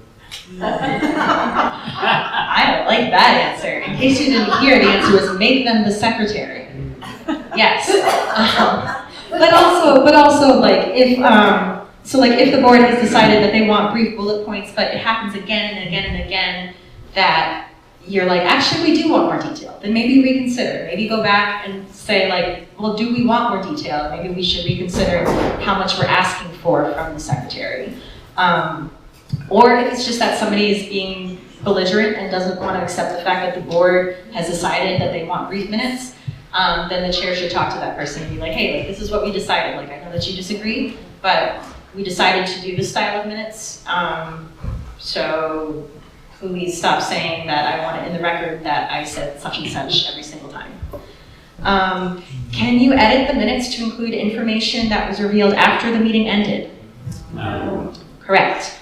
But if you notice that something is incorrect, so like if there was a meeting where somebody said that, House Bill such and such is the one talking about this specific topic, and after the meeting, when you're writing up your minutes, you're like, actually, no, wait, it was this other House Bill. You could put in a little note, like a clear note that says like, at the time of the meeting, it was said that House Bill such and such was the one, but after the meeting it was discovered that it was actually this one. And that's more like if you don't want to spread it, it's for not spreading misinformation. So if there was something, if somebody said something incorrect at the meeting, they said it incorrect at the meeting and it needs to be in the minutes, like what was actually said at the meeting.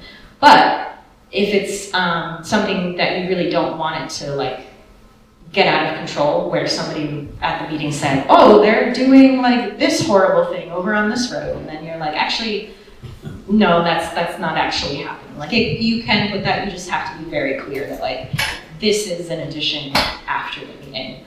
And then like if something happened later, like if it takes you 3 days to write the minutes and in between the meeting and you getting the draft minutes out there, like other events happen and other meetings happen and new decisions are made, like you have to remember, put yourself in the headspace of what was happening at that meeting, because those were the facts at that meeting. So you don't add extra things onto the end. Like once the meeting is adjourned, the minutes end. If somebody points out that the motion to approve the special exception application wasn't done properly, what should the secretary do? No one knows. Okay. The answer is you tell the chair and you put it on the agenda for the next meeting. Like there's some things where you cannot, if it's a procedural error, you have to fix it with procedure. You can't just correct what was said to be the correct motion in the minutes and be like, there, that's fixed.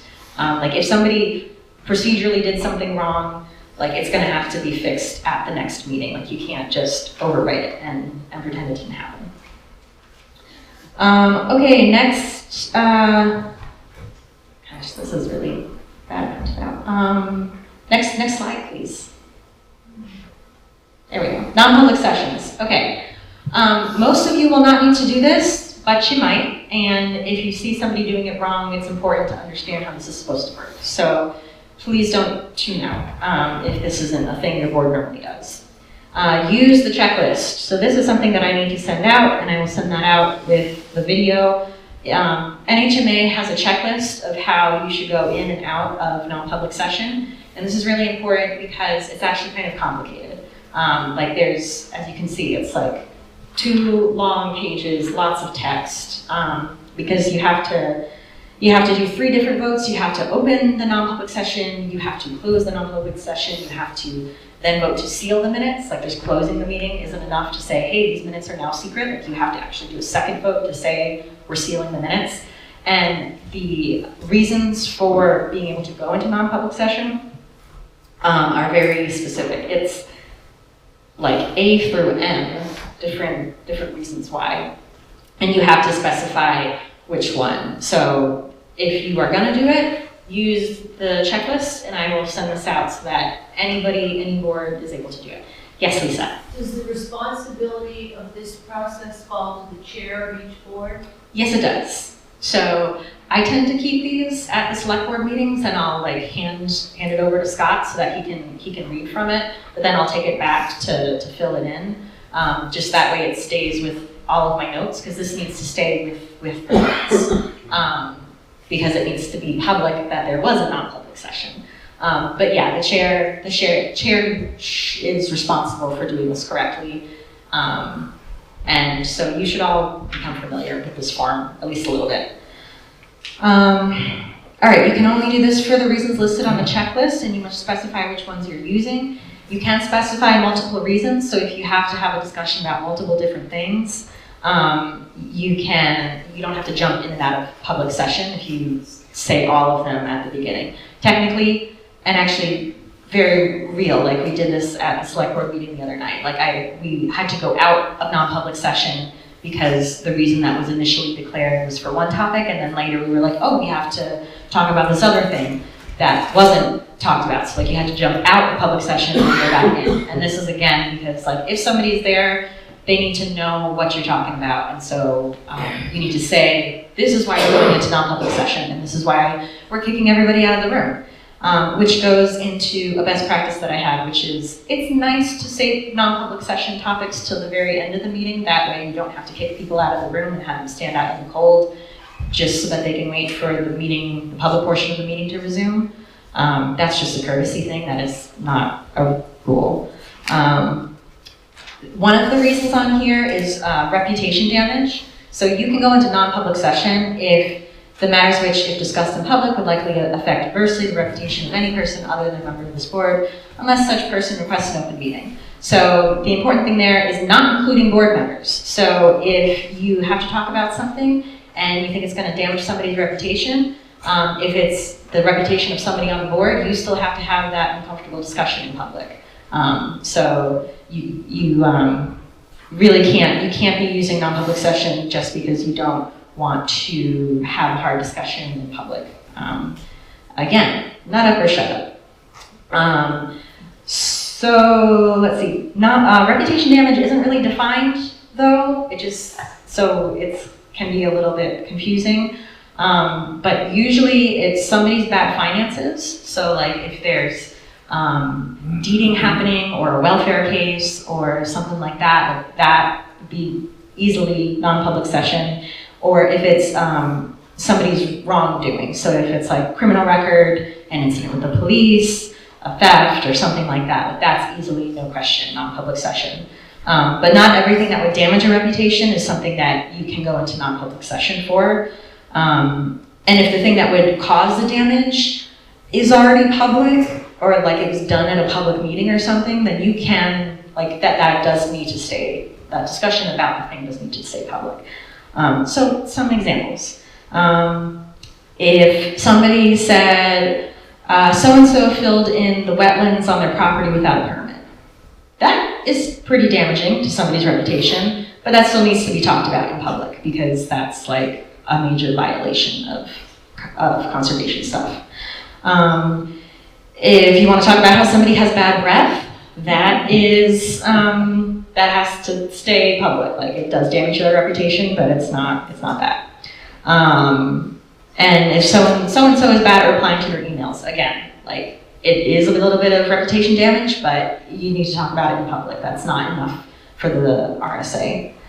Another thing is once a client discloses something, the attorney-client privilege is broken, and the record is public. So that is because one of the things on this long list is if you're talking about legal advice that an attorney gave you, then you can go into non-public session for that reason. But for example, all the things that I've said tonight where I'm like, we talked to our attorneys and they said that you should do things this way. That was me breaking attorney-client privilege, so none of you can go into non-public session and talk about what the attorney said about right to know, because that is now public information. Yes? Can the auditors review what's in non-public session? Because I'm thinking about how the trustees of the trust funds might use that. We might have reasons to do that with things that the auditors should see, but the public should not. I don't know. Okay, we should find out probably. Yeah, that's something to look into, because I don't, once the minutes are sealed, you're not supposed to show them to anybody, but there is a review process that is upcoming, because legally we need to be able to look at non-public minutes and decide if they should still be non-public. So that's a good question. Unless there's a court order, sealed minutes should not be opened by anyone. Okay. Don't you usually seal them for a period of time? Well, I was just gonna say, there is, we have a municipal records committee, and part of that process is that there are laws that say the selectmen have to review sealed minutes after a certain amount of time. But those are pretty specific rules. Yeah, and the Municipal Records Committee is going to be providing more direction on how you seal and store and handle non-public minutes. So that's something that's coming out soon. But if you have specific questions before then just let me know. Okay, so then it is illegal to talk about what happened at a non-public session. So that's just if somebody asks, what did you talk about? If it's not on the thing saying this is what we went into non-public session for, then you can't talk about it. And we'll get into some examples of how that can actually be really hard, but we'll do that in a second. And non-public minute review process is now mandated by the law, and the Municipal Records Committee is working on it. So we have to have a process now where every 10 years you open up the sealed minutes and you look at them and you say, does this still need to be sealed? Because sometimes there are things that are no longer secret. Like one of the things on here is negotiation about a purchase. So if the, just making a weird sound. If the Conservation Commission is talking about maybe purchasing a piece of property, and so they go into non-public session to determine negotiation strategies and what prices they're willing to go up to. That's non-public at the time, but a year from now, that doesn't really matter anymore. That's not secret, so that's an example of where something would suddenly become non-public. But then there's things like personnel information that would probably be public forever. So just every 10 years, somebody has to open it and say, yeah, this is still not public. All right, we are, okay, we have, I'm sorry, this is taking a long time, a lot longer than I thought. If you intend to have a meeting where all you plan to do is go into non-public session to discuss a specific topic, do you need to notice it? Yes, because non-public sessions only happen within actual meetings. So even if you just have to say, okay, this is the only thing on our agenda, and then 30 seconds into the meeting, you're like, okay, everybody leave because we just made the motion to go into non-public session, you can do that. And we did have that one time last year, for the select board. Everybody showed up and then you're like, okay, time to go. We told you that this is what was happening, so you have to leave for the non-public part. If your board intends to have a meeting with town council, is that non-public? It's a trick question. Does anybody know that? It's not a meeting, yes. Because that was one of the things where, is it a meeting? If it's a meeting with town council, that is not a meeting. However, if town council were to leave the room and the board is still there talking about what town council said, then that is suddenly a meeting. So hopefully you noticed it and you made all the motions to go into non-public session so you can talk about what legal counsel just told you. All right, if there was a non-public Board of Selectmen session in which Sam that you're in this example, in which Sam got fired for buying 10,000 googly eyes for all of those headstones. And he started going around telling people on Facebook that he actually got fired for putting Necco wafers in the candy dish, and no one likes Necco wafers. Can the Board of Selectmen contradict him? No. That's right. Yeah, even though he's saying that it was Necco wafers and not 10,000 googly eyes, it was non-public session, so the Board of Selectmen are not allowed to talk about what happened, or anybody else who was there, not allowed to talk about what happened. If you heard from your neighbor, like if you happened to be at that non-public session and then you heard from your neighbor that they heard from so-and-so that they heard from so-and-so that Sam got fired for buying 10,000 googly eyes, and you're like, hold on, that was non-public session information. What do? You talk to Ken, because then we have to figure out, did somebody say something that they weren't supposed to? And like, where did this rumor start? And how, like, the damage control has to happen, basically, because that could mean that somebody violated the law, or it could mean that maybe Sam actually went and told people himself that it was the 10,000 googly eyes, in which case nobody was violating anything. Sam volunteered that information. Sorry, Sam, I know you're, oh no, he's not working anymore, okay. Okay, can I tell my spouse about what happened at a non-public session? No, you can't. Realistically, we know that some people are going to go home and talk about their day with their spouse, and like, maybe they're going to talk about the feelings that they had about this awful discussion they had to have in non-public session, but you really should not be talking about it at all. And you need to have really clear eyes about whether or not your spouse is a blabbermouth. Like if they are somebody who's going to start talking around town, like repeating what you said, you are the person who violated the law, not them. So you're the one who's going to get in trouble if your spouse goes around telling people. So just keep that in mind. We all love spouses, but some people are just, Can I have the next slide, please? Okay, email. Please use your town email and not your personal email. I know most of you already heard this spiel before, but some of you have not. You have to use a town, we want you to be using your town email because it protects both you and the town. It protects your privacy because if there's a right to know request in which I need to find all the emails where board members were emailing each other about a certain thing, then I don't want to have to go into your personal email because I don't care about your business, and I want to respect people's privacy. I don't want to have to look in your personal email to figure out like, oh, well, is this related or is this not?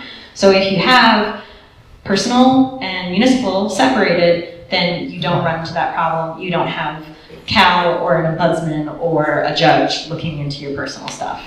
And it is also because if we miss something when we're looking for these emails, then we could end up like Nashua. Like if I missed an email because I was trying to be respectful and like not read every single thing that you've got going on, then later it's found out that there was a very important email that was in there that I overlooked, then like we could get in trouble because I missed it. So that's another reason for having them separate.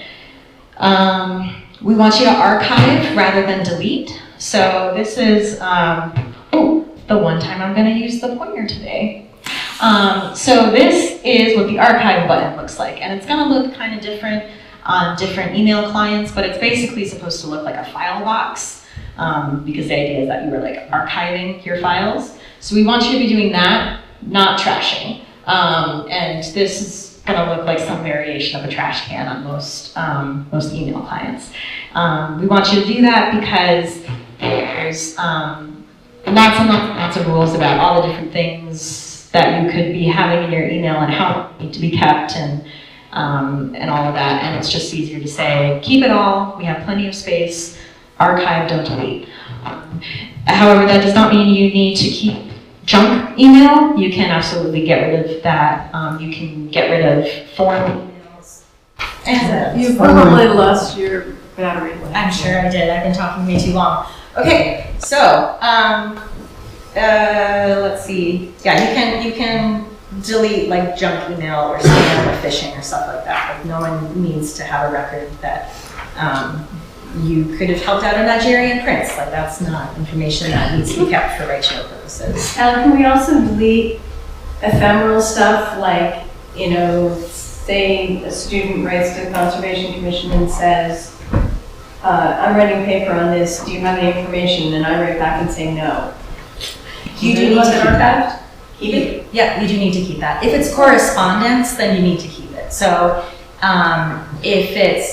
even if it's kind of junky correspondence, like if it's somebody in town emailing the recreation committee saying, hey, like use our cider for the next Halloween thing, like that is a little bit junky because it's like, it's basically an ad, but because somebody like wrote it out and it's like really correspondence, like actually a real person talking to another real person, then that should technically be kept. So just archive it. Like archiving gets it out of your inbox, you never have to look at it again, but if I ever have to find it for a right to know request, then I can.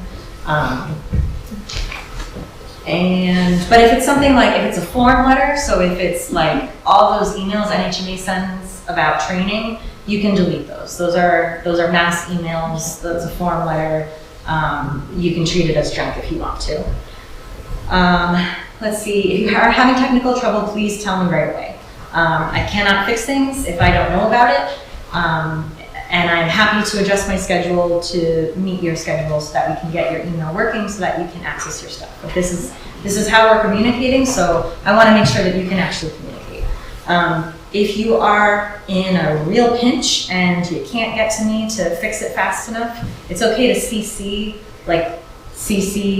somebody's personal email or CC the board email so that the whole record still lives in the municipal email. That way, if like I need to go hunt for something, I can still find it. All right. Try not to text. The law hasn't caught up with technology. So like there's not really a good way to handle this, but just try not to. I understand that you probably are going to do some texting of like, hey, I'm running 5 minutes late or something like that. And so just try not to so that you're in good habits so that you don't accidentally start texting about something that you shouldn't do.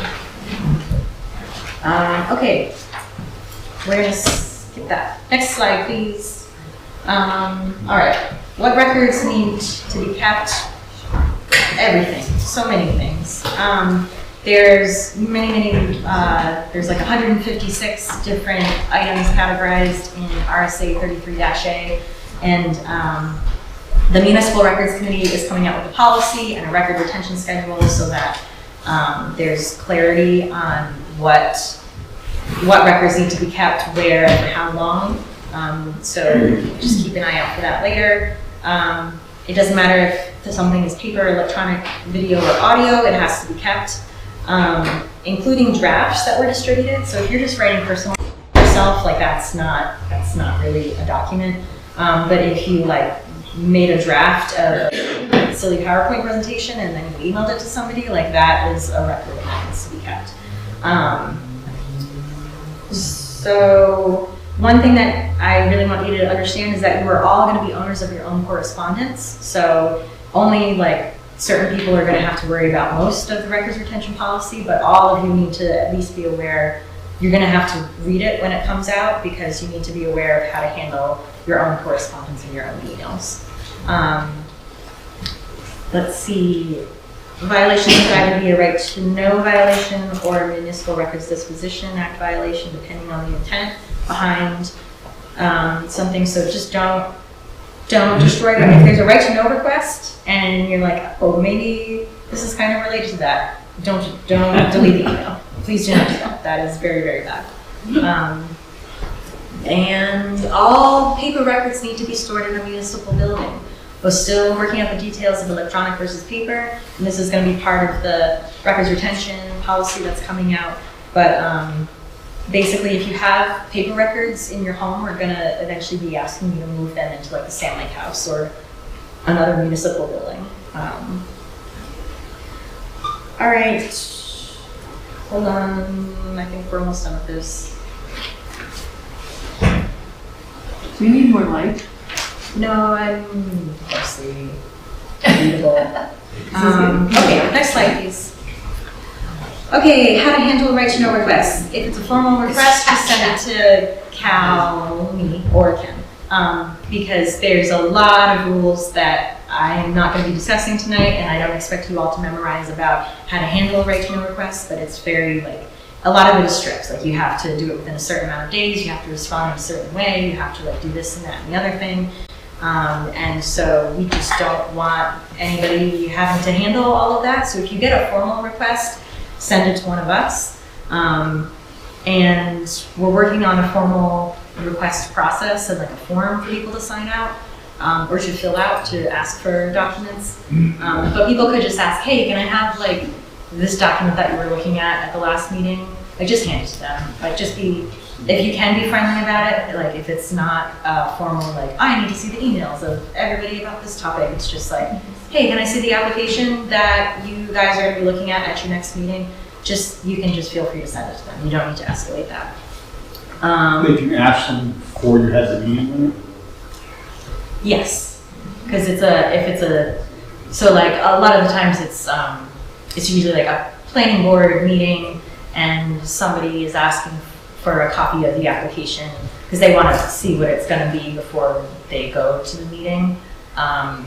Then as soon as we receive it in the office, it's a public record. So even if they figured out that it existed just through being psychic and they walked in 5 minutes after it was submitted and asked for it, then we would need to show it to them. Let's see, some documents are exempt from disclosure. So correspondence with an attorney, personnel files, anything with the social, anything that's protected by HIPAA.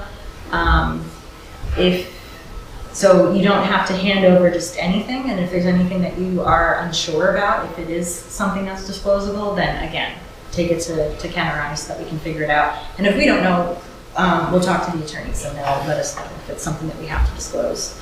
If we don't have a document, we don't have to create it. So if somebody asks for how many gallons of water are in the fire pond next to the Sand Lake House, we don't have a document about that, and I don't need to make one. I might try to be helpful and say, well, here's like some plans we have about like the dimensions of the pond, so if you want to go calculate it yourself, you can. But if they come back and say, that's a right to know violation because I asked you for this, it's like, well, we didn't have that. Like, I'm trying to be helpful, but we did not have that. And let's see, if somebody walks up to you in your personal life and like you're at the farmer's market and they say, hey, like I need to get a copy of this, this, and this, like can you do that? You can absolutely say, send me an email or give me a call or something, because like you are being a private citizen in that moment, so like you don't need to let people interrupt you, and you want to make it clear to them that they should communicate to you in a more traceable way, like an email, because what if you forget? Like if you're juggling a million things and by the time you get to your car and are able to write down a note saying I have to get this to this person, like you've forgotten, then we could, I mean, we probably wouldn't, but we could get in trouble for like not responding to a right to know request in a timely manner. But so it's just better to say, hey, send an email. Okay, I think we're gonna skip some of these things just because we are way over time. All right, can I have the next slide? We're gonna reach the end. Okay, that's it. So coming soon, we have the document retention policy, the code of ethics and conduct, a formal right to know process, and there's also new bills being decided on right now that affect right to know stuff. So just keep in mind that I will probably be sending you more information in the coming months about all these things, and you may have things that you need to do. So the next slide is homework. because there's always homework. If you didn't do the reading before this, go do the reading now. Like I said in my email, you don't need to read every single word, you don't need to know it by heart. You should be familiar with the concepts, and you should be able to go back and reference it when you need to look something up. You should go back to your board and maybe at your next meeting, consider your procedures or bylaws or mission statements and think about, like, is it complying with this right to know stuff? Or if you notice that, like, oh, we do contradict an RSA on this one point, then maybe we should revise our bylaws to reflect that. Just something to think about at your next meeting. We are going to be asking this year, so in the next couple months, we are going to be wanting job descriptions and kind of welcome packets for new board members. This is an attempt to, like, part of the push to, like, get more people involved. We want to have something to give them, to be like, well, this is what it means to be on this board. Like, here's what this is kind of the experience we normally want from people. This is the time commitment that you're signing up for. Like, this is when we meet, and this is how many documents you end up needing to read. So really, it's like a 5-hour a month commitment, or maybe it's like a 30 minutes a month commitment. Like, you should have that information. So we're going to be asking boards to be writing those things up. Have somebody on your committee contact me about getting an account for the website and learning how to use Zoom in the meeting house. And if you aren't using the meeting house,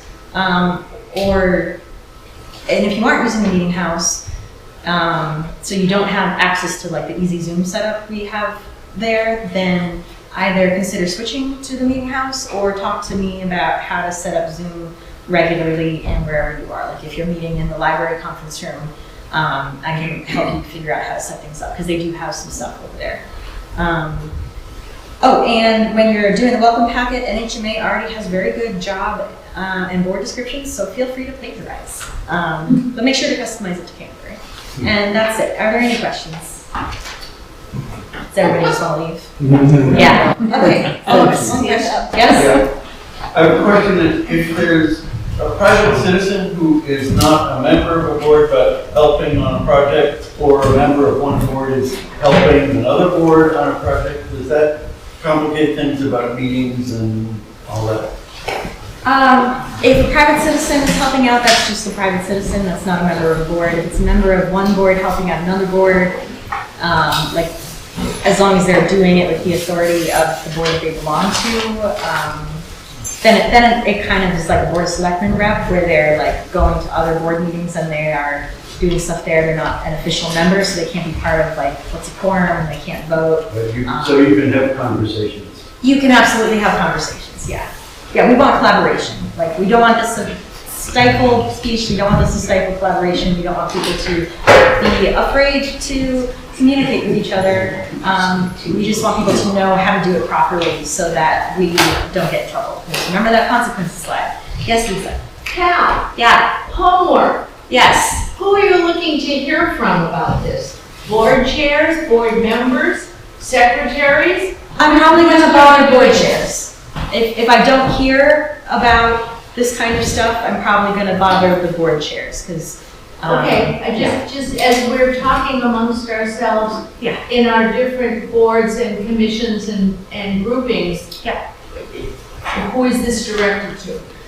This is directed to, I guess, board chairs, because board chairs technically determine the agenda, and board chairs are the ones that I'm going to bother about when it's time to do these things. And yes. I just wanted to thank you. We got a lot of dry, big, laborious reading, and you made it fun and interesting and easy to understand. So.